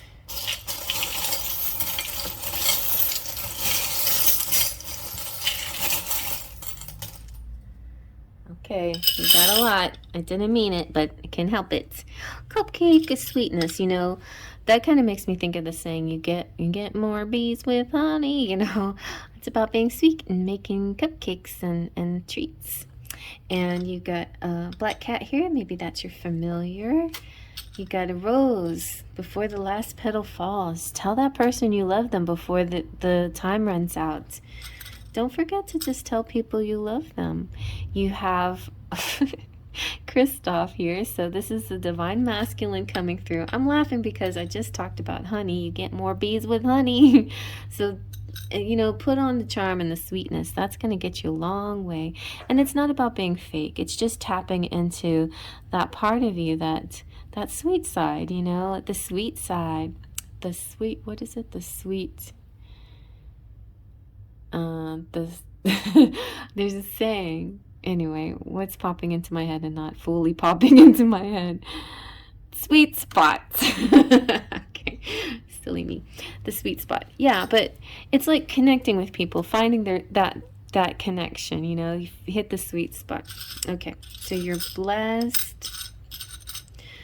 Your faith.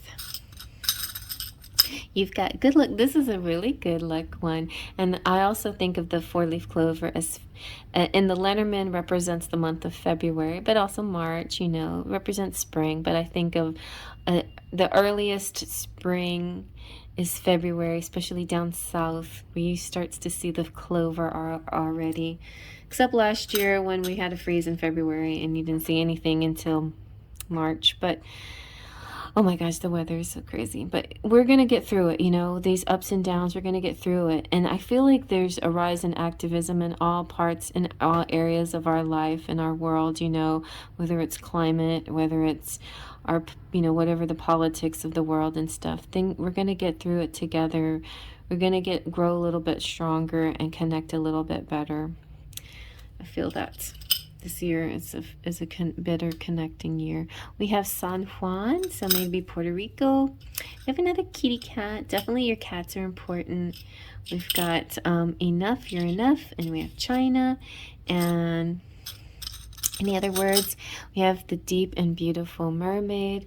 This kind of represents the way you communicate, and also your beauty, your outer beauty reflects your inner beauty as well, or somebody that you're in love with or connecting with, some beautiful mermaid type. You have the little doggy. Could represent pets and stuff, but also it makes me think of the dog in the Lenormand, like soulmates and best friends and lovers coming through. And then we got the snowman. So snowman, and where, you know, I feel like with the snowman, it represents things that are temporary, right? Because you build that snowman and it melts, and so you have to enjoy it while you can. Also, problems are temporary. They'll melt like the snow, so don't get overly involved or upset about a particular problem. It's not something that's going to last, and you just let it go. When it's done, right? Just let it go. And then we have the steamboat, so full steam ahead is some kind of project or something that you're interested in this year. We also have the house, so it could be some renovations, a move, moving in together with somebody, having a getaway, like a little Airbnb vacation or something like that, a cottage or something sweet like that. We have the yin yang symbol, so you're really connecting with somebody who is your counterpart, somebody who completes you, somebody who makes you feel whole by being with them, you know, by who they are. And then you have 15. or 1 and 5, or 5 and 1, 51, or however you want to see that. But I just, 15 jumped out at me. And we have the Kundalini snake. This is you balancing your chakras, going all the way from your spine and your root chakra all the way to the crown chakra, and just feeling like this really beautiful ripple in your body. There's ways that you can do this through meditation, through yoga, belly dancing even.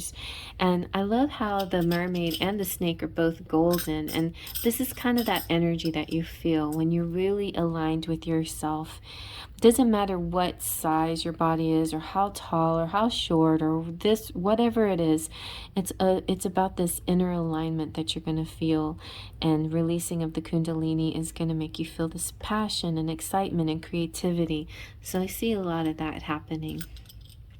We've got the camera, which to me represents like your cell phone, but it could be a camera, and you could totally be a photographer or enjoy, just getting out and about, taking pictures of things. Maybe you have a talent here that you didn't even realize that you have, that people are saying, you know what, yeah, I really like your pictures, you have a great eye or whatever, so something you might want to explore some more. But it could also represent just, selfies with your person, seeing them on social media and taking looks, look at their pictures and them looking at you, things like that. And then you have, you got the tragedy comedy, so it could be some actors out there, some performances.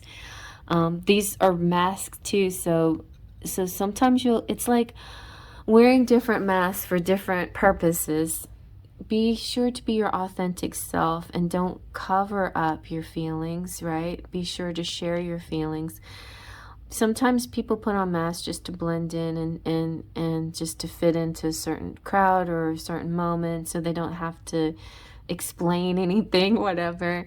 And that's not really being authentic, but you totally can do that if you want to.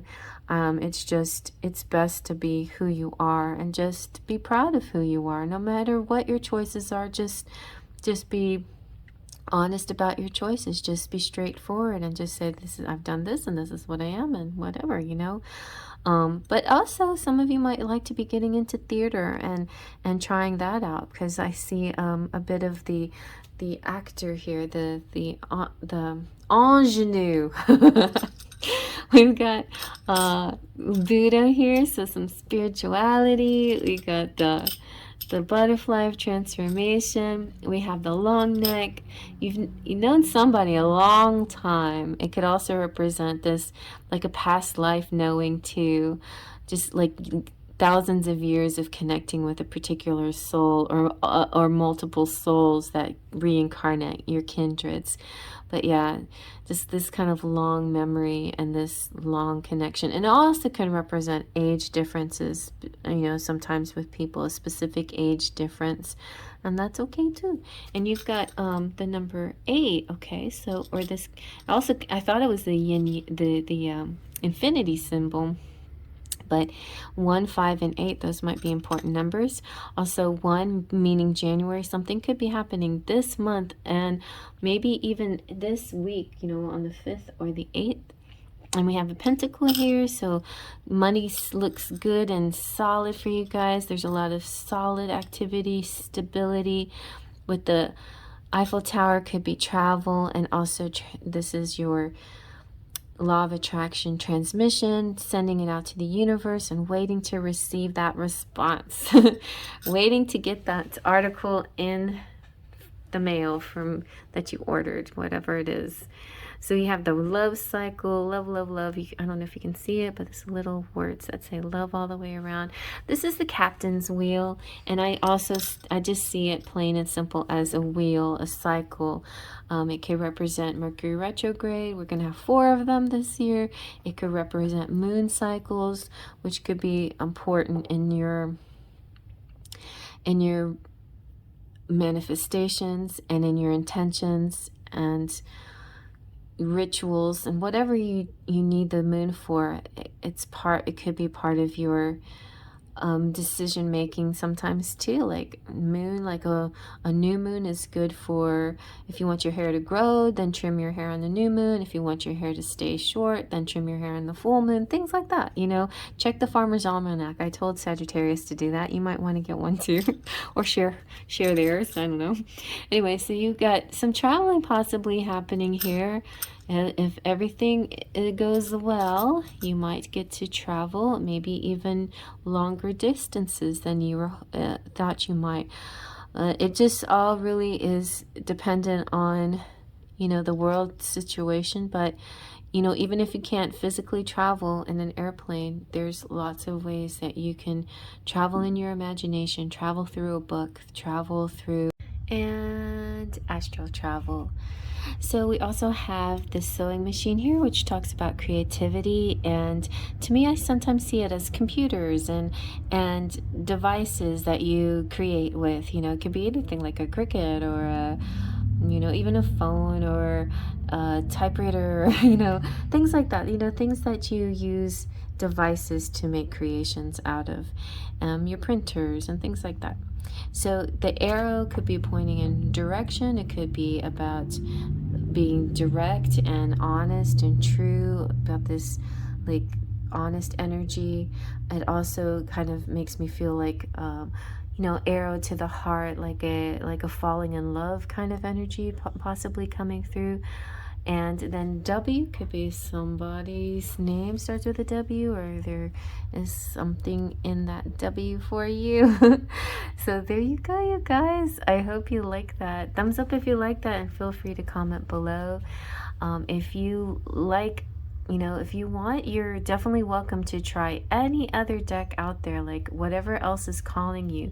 You know, you may have come to this one because you're a Capricorn, but maybe you just want, maybe you're just drawn and attracted to a different kind of message because this was the Housewives deck, and maybe you just like to try a different deck. Go ahead and explore and try every deck that's out there, and there could be a variety of different messages that can lead to a bigger and more succinct and comprehensive reading for you.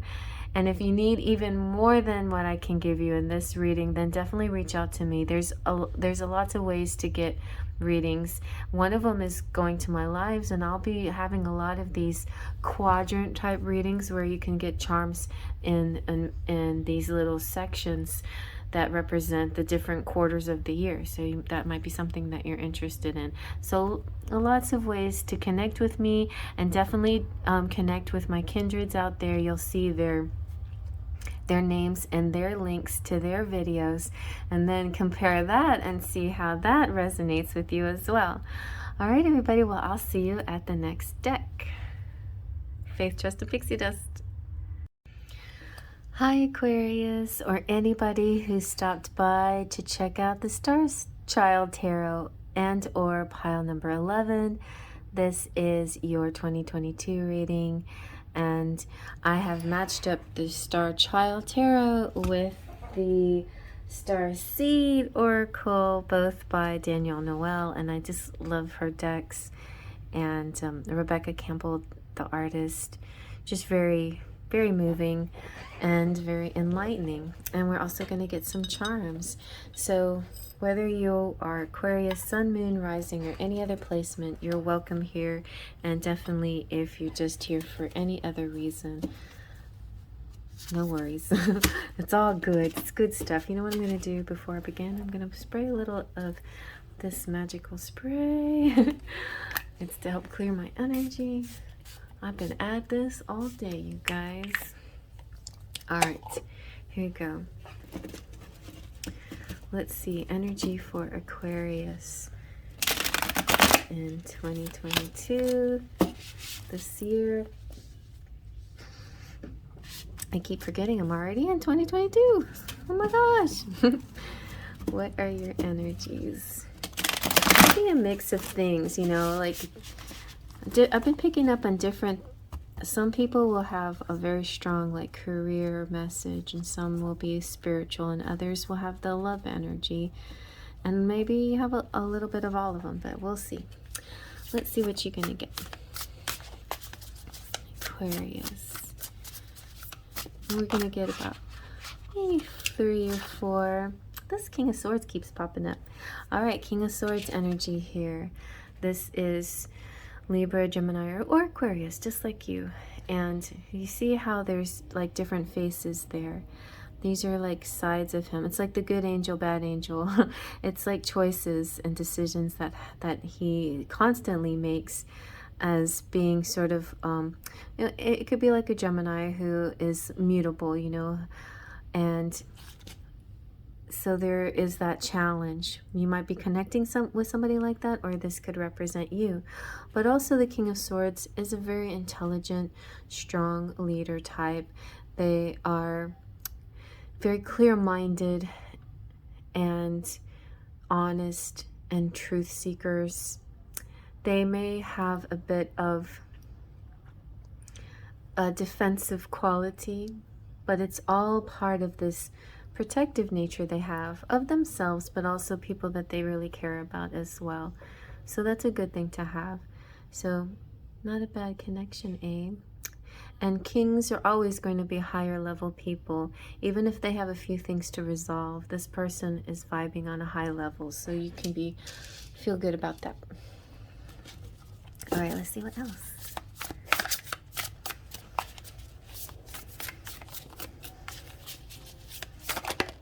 All right, and you've got the Page of Wands. This feels like feminine energy, like a communication, because so the king could be a little bit older than this page, could be a younger counterpart to the king, or it could represent communication or a messenger of types. It could also represent education and higher learning.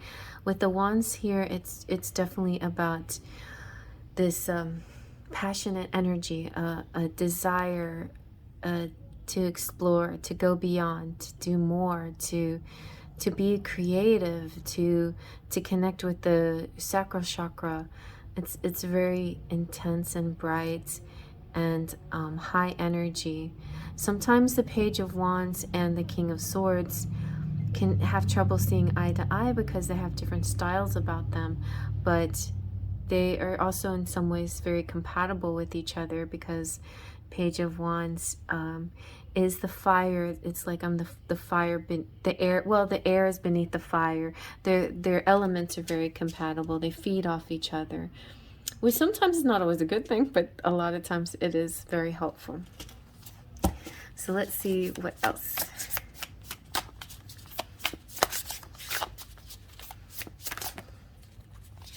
Okay, and then we have a Queen of Cups energy here, also with the King of Cups. So interesting. You are getting a lot of court cards here. This could be that you have a close connection with, like, Aquarians definitely have a lot of friends. So there could be like couples that you like to hang out with, another couple that's another couple that's really balanced, a king and a queen of cups. So this water energy possibly here. This could also represent your potential as a couple, like leveling up to a very emotionally stable connection. And this king is kind of like sharing cups. It's like he's got a cup over here, but he's facing over there. Like, who's he giving that cup to? I mean, she received this cup. She's like, oh, thanks. And, you know, but maybe there's a bit of like a host, you know, entertaining within the home. That could be a thing for you, like a lot of connecting with friends, social, and hosting gatherings and connecting with people. But I feel like with the King of Swords, there's a little bit of reservedness with at least one of your friends, and then another one of your friends is very overly enthusiastic, like has high energy, high reactivity. So somebody's like really quiet and barely ever talks, and somebody else is just talking all the time. Then you have the emotionally balanced people here, which could be, you know, you put yourself where you see yourself. You could be a little bit of everything. Like in dreams, how when you see different people in your dreams, a lot of at times it's interpreted that all of those people are you. So this could be the same thing where all of these people are you. You could be changing, being sort of chameleon-like depending on the moment or not. You know, I definitely see for the majority of you, friends, you know, just people like you're hanging out with, and people, companions, and like-minded people that are in couple form. Like you might be a couple with somebody, and then you're like hanging out with another couple. I just see that a lot. So that's going to be really strong in your 2020, I guess. Like your this sense of really connecting with particular friends. Let me see what else I can find out. So maybe to help you recognize who we're dealing with, the Page of Wands could be somebody who is confident, courageous, maybe a little bit innocent or naive, and maybe a little rebellious. This could be a young energy. It could be a child in your life. There could be petulant, you know, little pouty, a person that's a messenger, somebody that speaks a lot or shares information a lot. And this is also could be about a budding dream, and that sets a journey in motion. And it could be a vision that you're about, like a quest, something that you're about to embark on, some kind of adventure, feeling free and wild and ready to step past that threshold into that portal. Also, it makes me think of that portals of opportunity happen throughout the year for you, and you just have to know just right when the right time it is to step through that portal. So maybe there's a door and it's locked, or maybe there's a portal and it's shimmery, but it's not clear, it's like cloudy, and then it suddenly turns clear and it looks like you can step through it. So it's about a timing, a divine time for you coming through here. Yeah, it's events and opportunities ahead. So move with clear intentions. When you know you're ready, it's in the root of your like in your root chakra, you'll know. And this, again, like I said, as a person, it's an outgoing, enthusiastic person, a risk taker, sometimes a little bit innocent, you know, and a little bit young. So let's see now with the King of Swords, if we can get some more guidance on who he is. Definitely an authority figure. Could be a dad type as well, a logical person, ambitious, full of honor and confidence as well, and strength. He is now standing at this mountain and very aware of his surroundings, and he has his face is mirrored. You know, this is his multiple personality and his also represents his worldly knowledge and his intellect and his way to communicate, and he knows what to do. And it's interesting how the King of Swords has these faces and the King of Cups has the two cups going on. It feels like a lot of duality going on here. Even in the Page of Wands, you know, the rocks are mirroring each other. So a lot of interesting duality happening here. As far as people is concerned, he is like decisive and he handles life logically and things like that. But as far as what the message to get from the King of Swords, it's about speaking your truth, you know, yeah, and being quick-witted, and don't you concern yourself with opinions of others. So that makes sense to me. I'm curious. I feel like even though you're an air sign, I feel like you might be resonating with the Queen of Cups, and that your person is your exact match as the King of Cups, which represents sort of a twin flame couple or a high-level soulmate couple right here. Also, because a lot of my, you know, people watching here, you guys have a natural intuition too. And Queen of Cups is the queen of intuition. She's an empath and possibly a psychic, very loving and compassionate and honest and a healer type. She's looking at the deepest corners of our hearts, and she's dreamy, intuitive, and aligns with the principle of love. She's channeling light.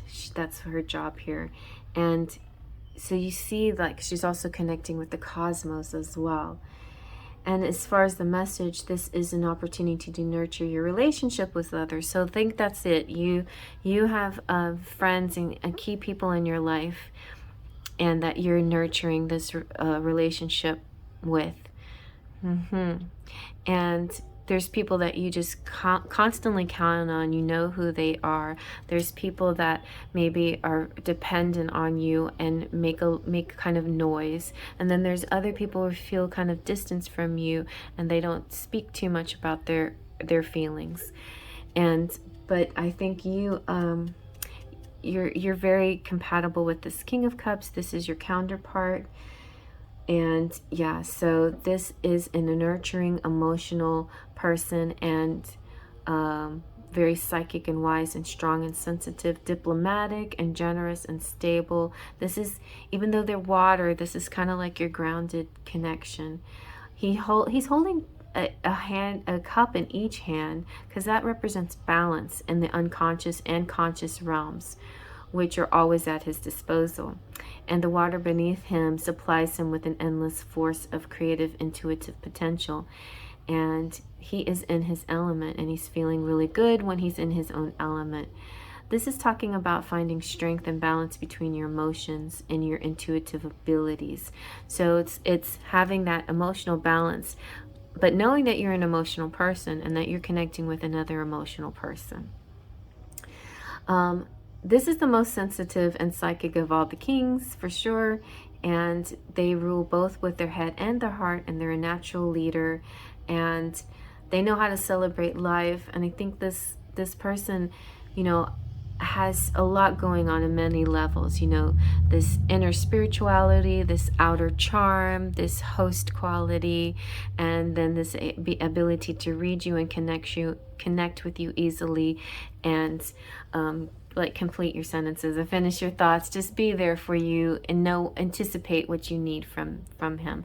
So yeah, just like a lot of connection with people that you care about, and that's going to be the main thrust of your 2022. But let's see what else what kind of message we get from Spirit, where you need to focus. So let's see with our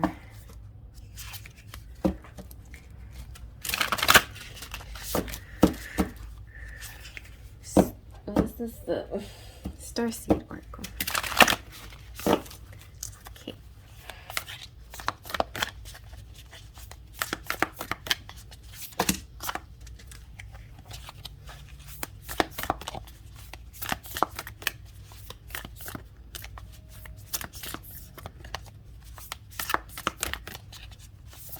Whoa, that was a flyer. Star bathing, I love this, especially because Aquarius makes me think of the star, you know, in the tarot, and how she is kind of like renewal and bathing. Well, here's a female laying down, being bathed by the stars. Okay, that's really beautiful. I love that. Star bathing. All right, let's see what star bathing is about. I was about to say a boot. What if I started talking like that and saying a and a boot? So this is about the light body. I feel like holding it up for you. Light body, crystal grid, transmission, and activation. The stars are constantly showering emanations onto the crystalline grid of the earth. And when things are in balance, the planet also sends information back up to the stars. Many starseeds have come to earth at this time to help shift the planet vibrationally, to activate the ancient codes of wisdom that humanity has forgotten, and all of that information is stored in the crystalline grid.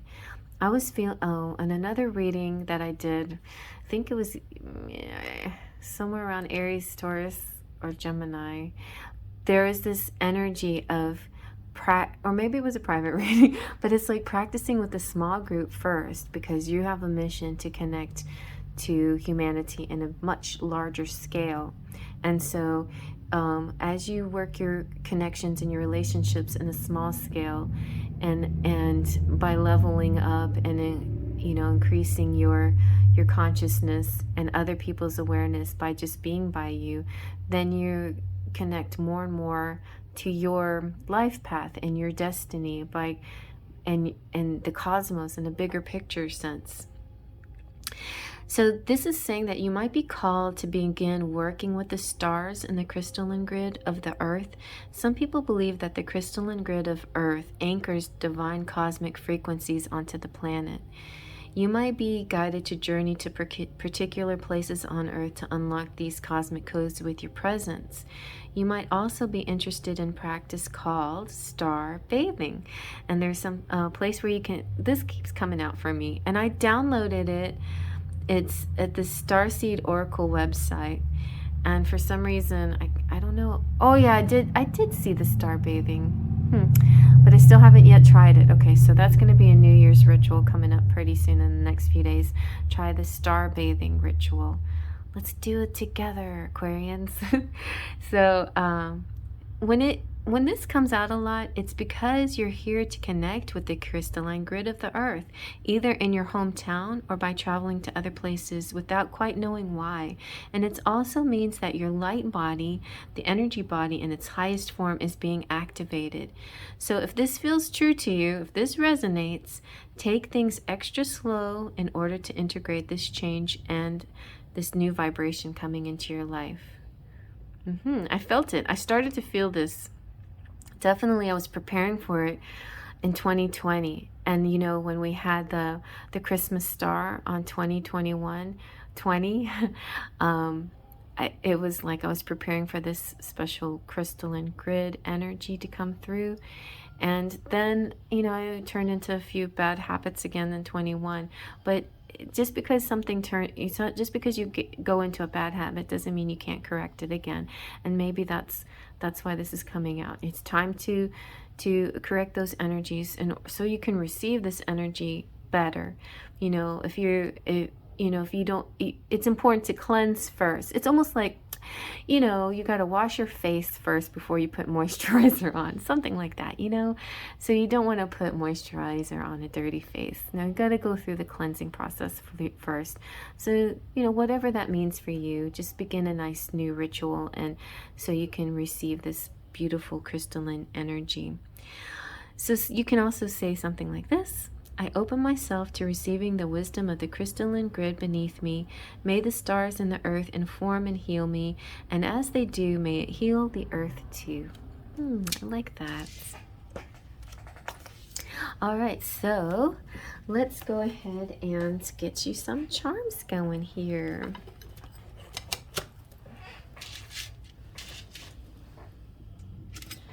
Let's see what you get.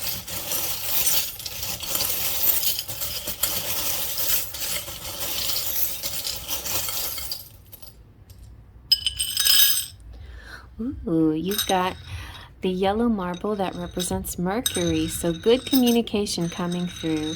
You definitely have a soulmate connection. You're very connected with a very special person here. You have Tinkerbell, and Tinkerbell represents the pixie dust, the magic that's going to come through that transforms everything. You have passport. Now, you may not be able to travel, or maybe you will, but nevertheless, I think you should get yourself a passport or renew your passport in case you have that opportunity. You have Taj Mahal with India here. You can be connecting with people even without actually physically traveling to them.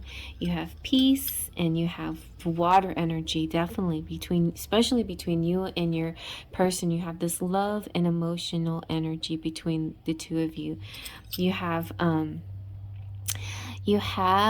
Saint Anne, pray for us. So there's this like Christ consciousness. Whether you're, you consider yourself Christian or not, that's separate from Christ consciousness.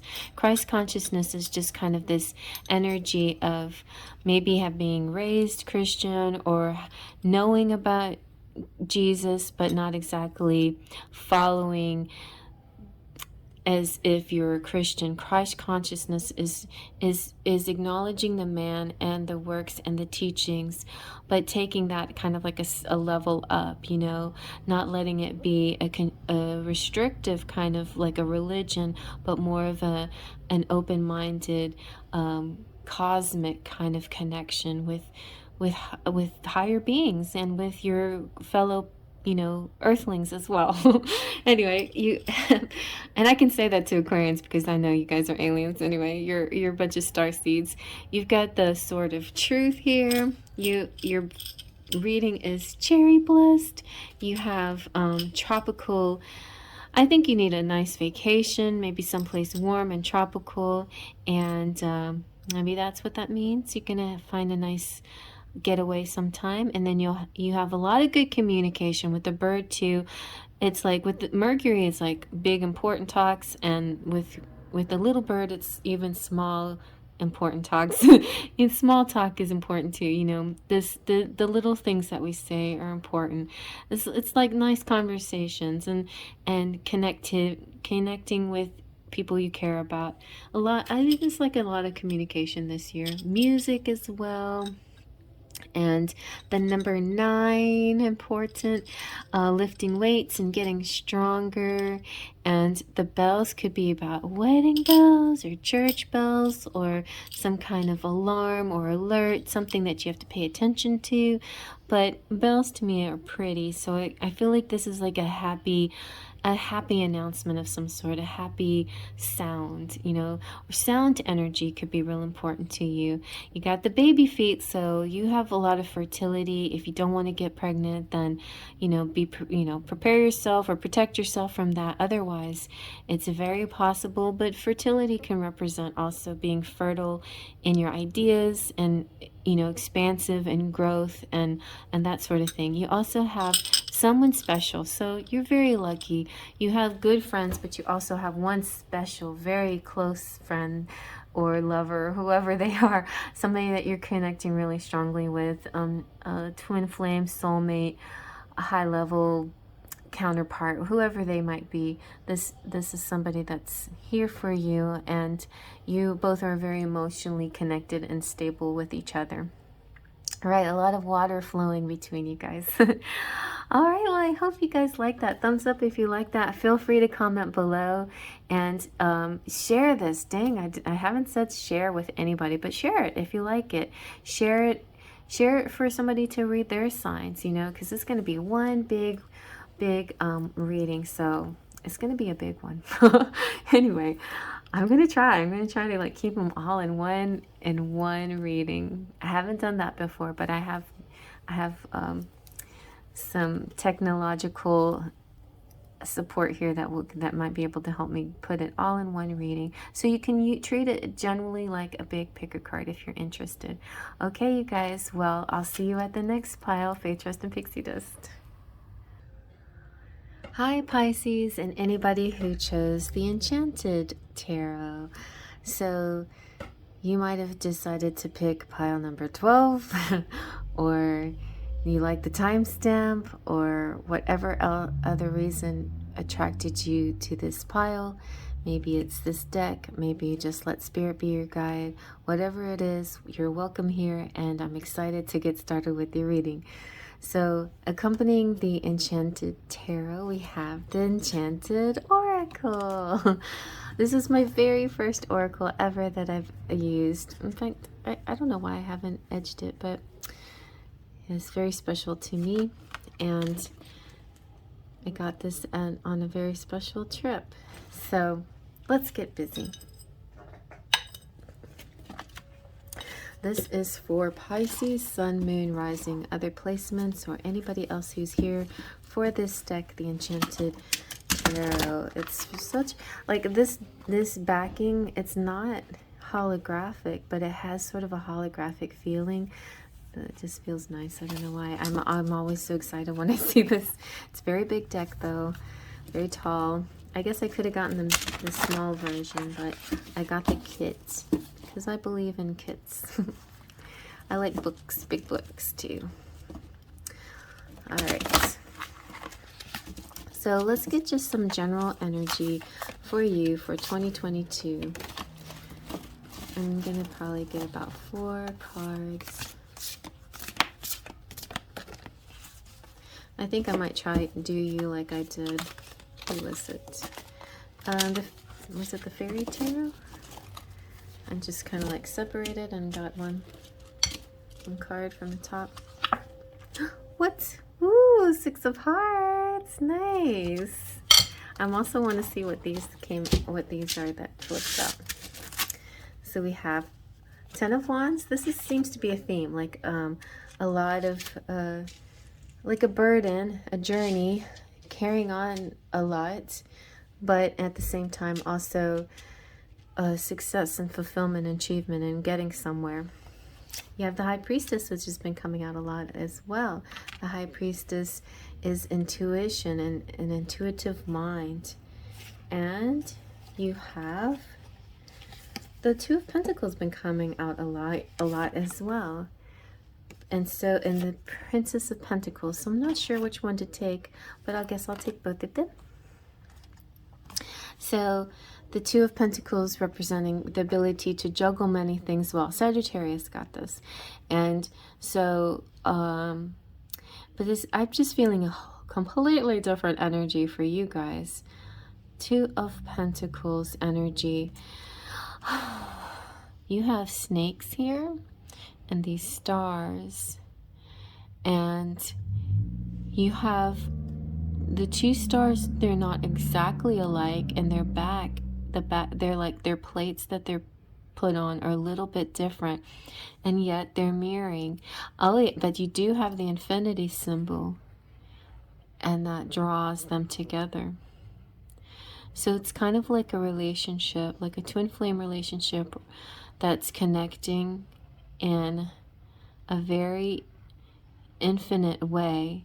These two souls who are together, yet they're almost like twins. I mean, they're twins, but they're not identical twins. Like, they vibrate the same way, but they look a little bit different. Interesting. And sometimes Two of Pentacles can totally represent the entrepreneur, the self-starter, the Renaissance man or woman, the jack of all trades. It's about, it could be like the ships coming in and all of that. But I have heard the Two of Pentacles being read in a kind of romantic way, in a relationship way. So the tangible. And you being the Princess of Pentacles, this feminine energy is very much like, this is like a mini Empress energy, connected to earth and connected to sky as well. I see this beautiful Mama Gaia and Papa Sky kind of connectivity, but you definitely grounded, connected to the plants and the animals. And a mother energy. Some of you might be single moms out there, or not single. You know, it could be just mothers out there, or connecting with your mother. I feel mother energy speaking. Nurturing, whether you are a biological mother, you are a spiritual mother to lots of people. You're very kind and giving, and you're helpful. I see this star right here. Is that like, it looks like a little, like almost like a Christmas tree. But I think that, I mean, it could also be like her skirt, and then that's her wand. Like, she's a magical wand. I'm so drawn to the artwork more than anything, which is interesting and different for me, because I usually read traditionally, but because of what I already know, and oftentimes I go with the author and I use their guidance. But this time I'm feeling an interesting energy coming from this grounded pentacle. So if you are a sun in Pisces, then you might be moon or rising in an earth sign, or just plenty of earth and earth nature, and being down to earth and grounded. And grounding is your key here. If you need to know what to do in 2022, stay grounded. Stay golden, stay grounded.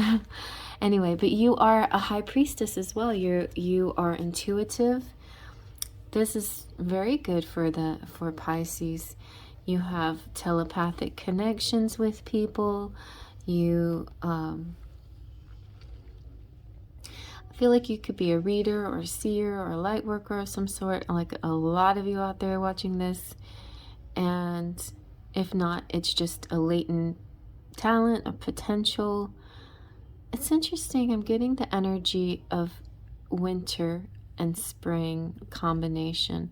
There there's kind of like this snowfall, and your winter is turning into spring. And so I feel like this transition between winter and spring is going to be one of the highest points of your year, that thaw. And that's when new things are really same as Mother Earth comes into bloom, so will you in your life kind of really bloom in the spring. But through this winter period, this sense of kind of hibernation and quiet and peace, really use this time for meditation and sleep, because you have my permission to sleep. You get your biggest downloads through your dreams and your sleep state. This is also for 12th housers out there, which I am. A stellium in the 12th house. It's important to get to sleep a lot. Your creative juices flow because of your enriching dream world. When you can, write down your dreams, maybe make a journal, learn more about dreams. I have this really great book called The Conscious Dreaming. You might like to check that out. But I feel like if you're Pisces, you might already have lots of dream books anyway. But keep studying and keep writing things down. And I feel like, though, with being the High Priestess, all of this comes natural to you. And it's not like a whole lot I can tell you that you don't already know for yourself what you need to do. You already know pretty much what you need to do. And you're just going to keep going with that. And I don't even know why I'm reading right to left this time. But I feel like these two cards are about you, your established person, who you are. And these are things that you already know about yourself and that you're going to continue being and implementing. This part of your personality is going to get you through the harder times. So the 10 of Wands times, which, as far as times go, it's crazy. Not one person, not one tarot got the Tower. And we're living in some crazy times, but nobody got the Tower. Nobody, only one, death is not, I wouldn't say is a bad card, but nobody got, nobody got the Devil card either. So I feel like the harshest thing anybody's gotten, really, nobody got 10 of Swords. We've got a few swords running through, but not the more difficult swords. Not even the 3 of Swords. I didn't see any 3 of Swords. The 10 of Wands, though, is about burden. It's about carrying a lot. It's not, sometimes it's not being able to set down your burden, knowing when to quit, knowing how to delegate, taking on too much.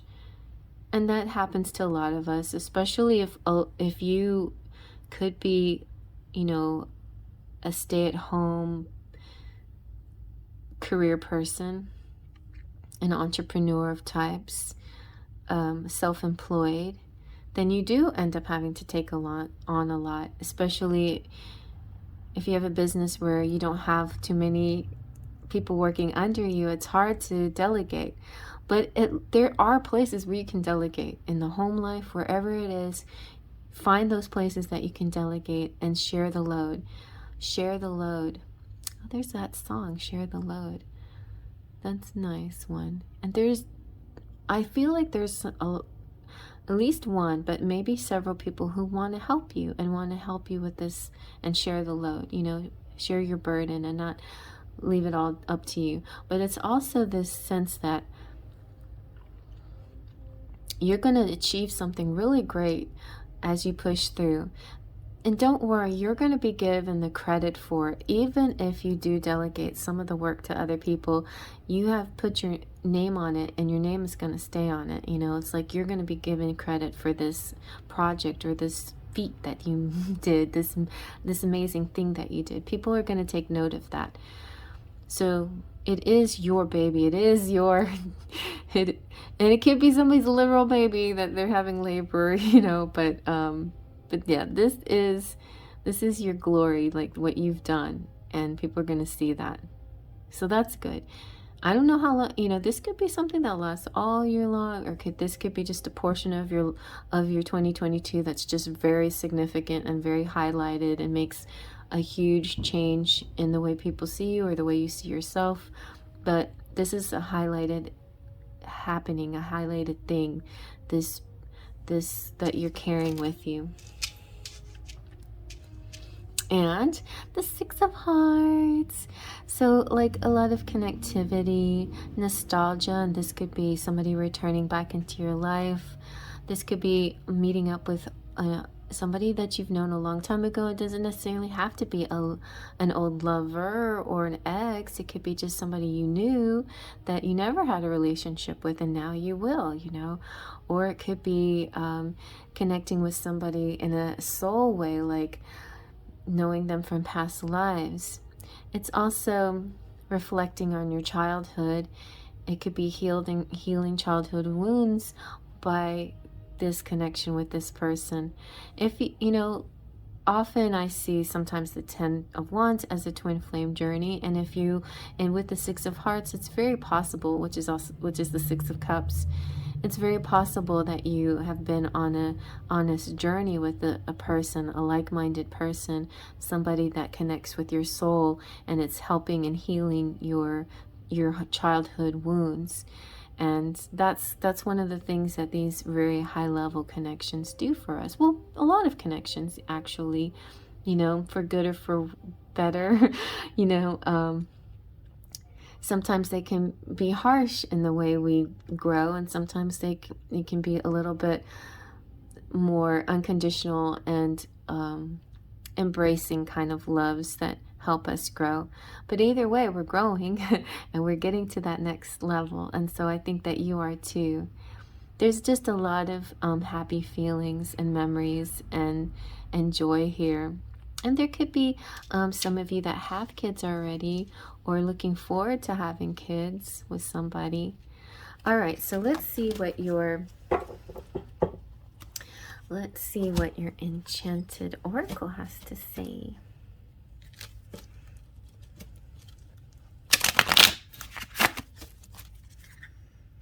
I picked this one because it's called Enchanted, but also I was going to do like a mermaid oracle for you guys, being Pisces, and I realized the Enchanted Oracle is full of mermaids too, so let's hope some of the mermaids come out for you guys.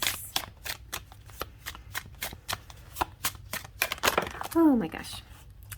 Will you have white magic? That's a very good one. That's a lot of power. That's almost like the High Priestess there. Oh, yes, indeed. And you have entwined. So you are connecting with somebody. I thought so. Entwined is a little bit different than the other lovey-dovey card in here. The other one is more like marriage, but this one is like a psychic connection, like the spring of love. And that's exactly when this is happening, in the spring. So the entwined is about springtime love. I'll just go ahead and go over them real quick with you, because it's been a little while.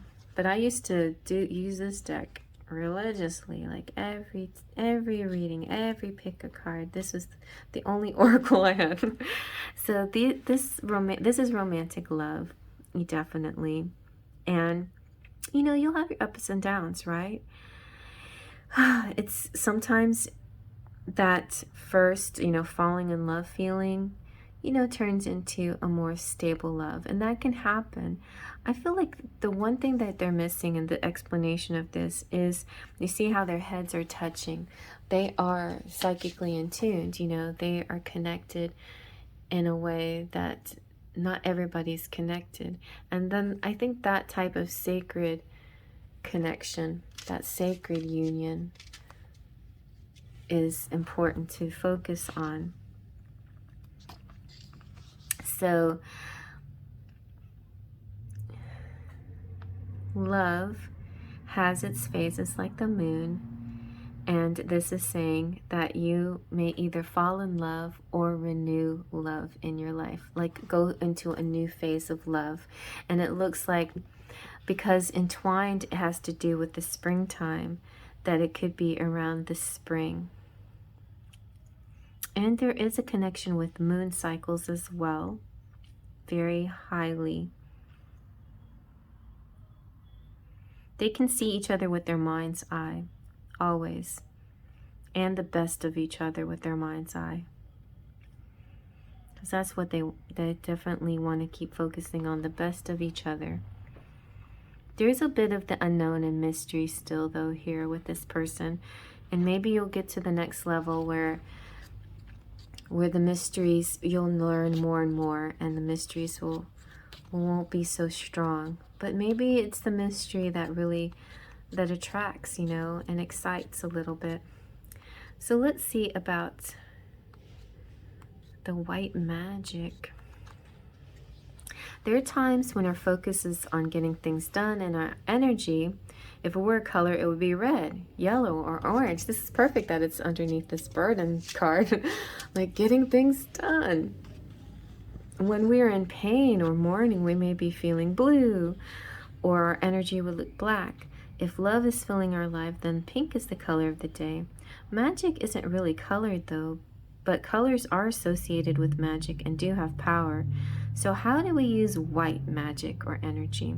Many people associate it with peace, harmony, and healing, and all of us have times in our lives when we need healing. It could be physical, spiritual, mental, or emotional, and that depends on how much your pain is.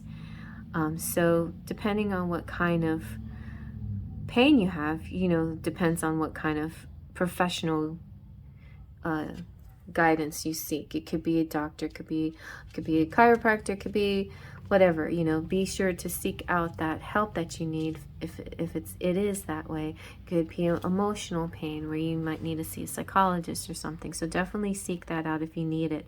But in addition to that, you can always count on spirituality to be that extra help that you need, right? White magic witch represents the ability to heal and find serenity that lives in all of us. She's draped in white and purple, the color of spirituality, purity, and power, and she wears a pentagram at her neck, a sign the dominion of spirit over the earthly elements. Her white candles shine light of peace and goodness against the darkness of discomfort and evil, and then the shimmery drops of light fall from her hair. Those moths represent the transformation or the transformative effects of the healing. You might want to head out to some healing waters, you know, do these healing baths. Add some essential oils, lie back. I do this so much now. It's very, very necessary for my body. And I definitely need a chiropractor as well. But yeah. Visualize that soft white light filled with soft, soothing scent and gentle music, and imagine it enveloping you and this gentle support on your body, easing your senses, quieting your mind. Stay in that safe place, healing embrace as long as you like, or until your bath gets cold or chilled. Try to carry healing or peaceful energy with you. Anoint a white ribbon with a drop of lavender, and then say things like, heal my body, feed my soul, feeling healthy is my goal. Tie that ribbon around your wrist or ankle. Wow, that's a nice way to remember to stay grounded, stay emotionally balanced, stay centered. You know, do your meditations and things, but there's all kinds of great healing techniques, and that's definitely a good one right there. All right, that bath. Do your baths. Okay, these are so big, they're not even fitting in the picture. Let's do some charms now.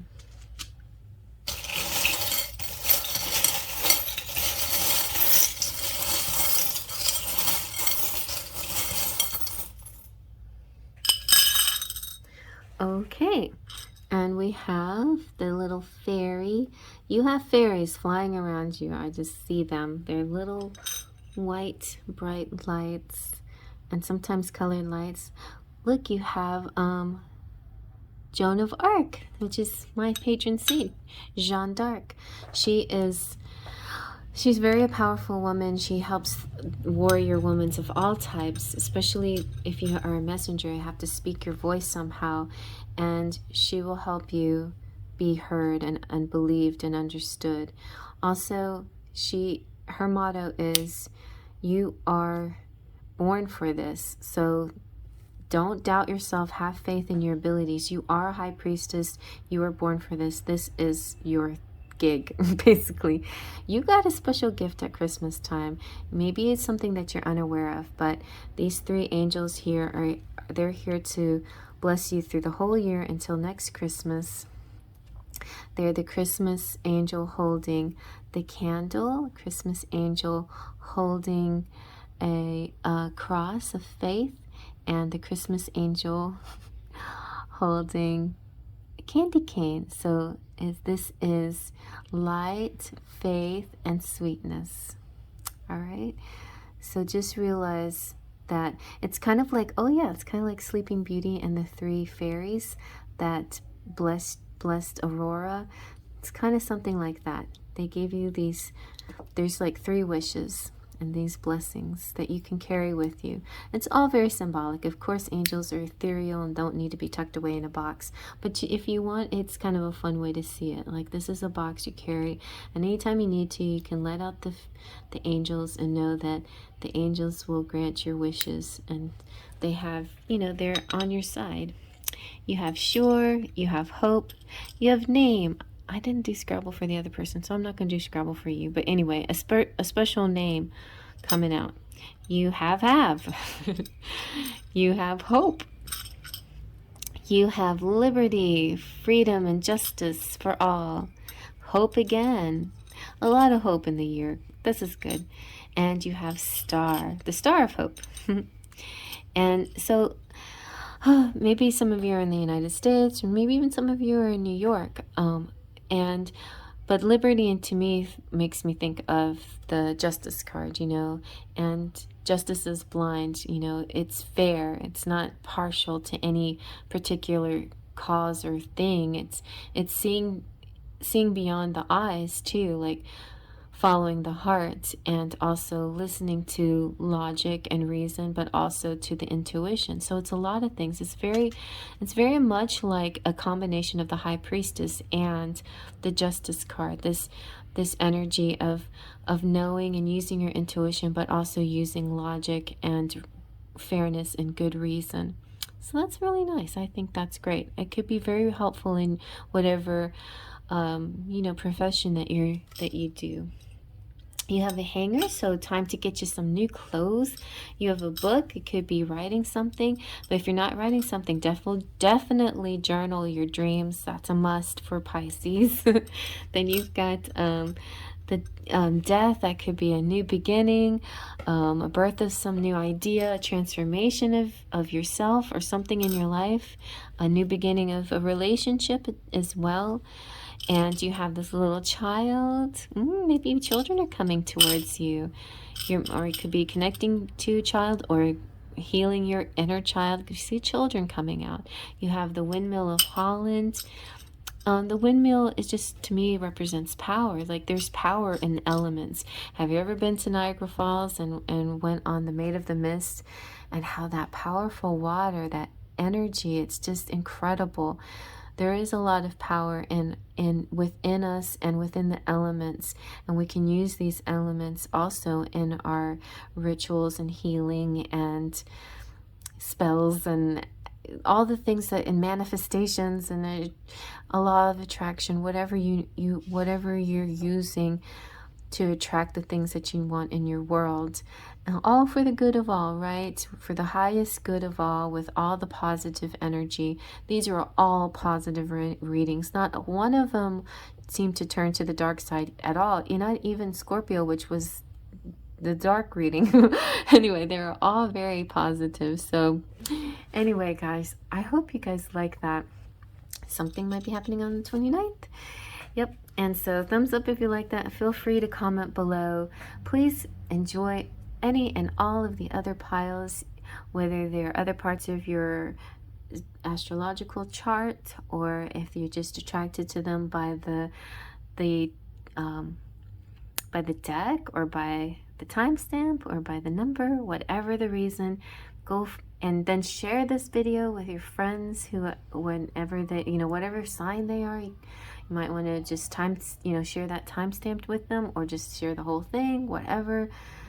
Also, check out those other links in the description box, because I'm going to have a big list of the other readers who have joined me in this amazing reading for 2022. So it was my highest pleasure to bring this to you, and thank you so much for being with me, and I'll see you guys at the next reading. Faith, Trust, and Pixie Dust.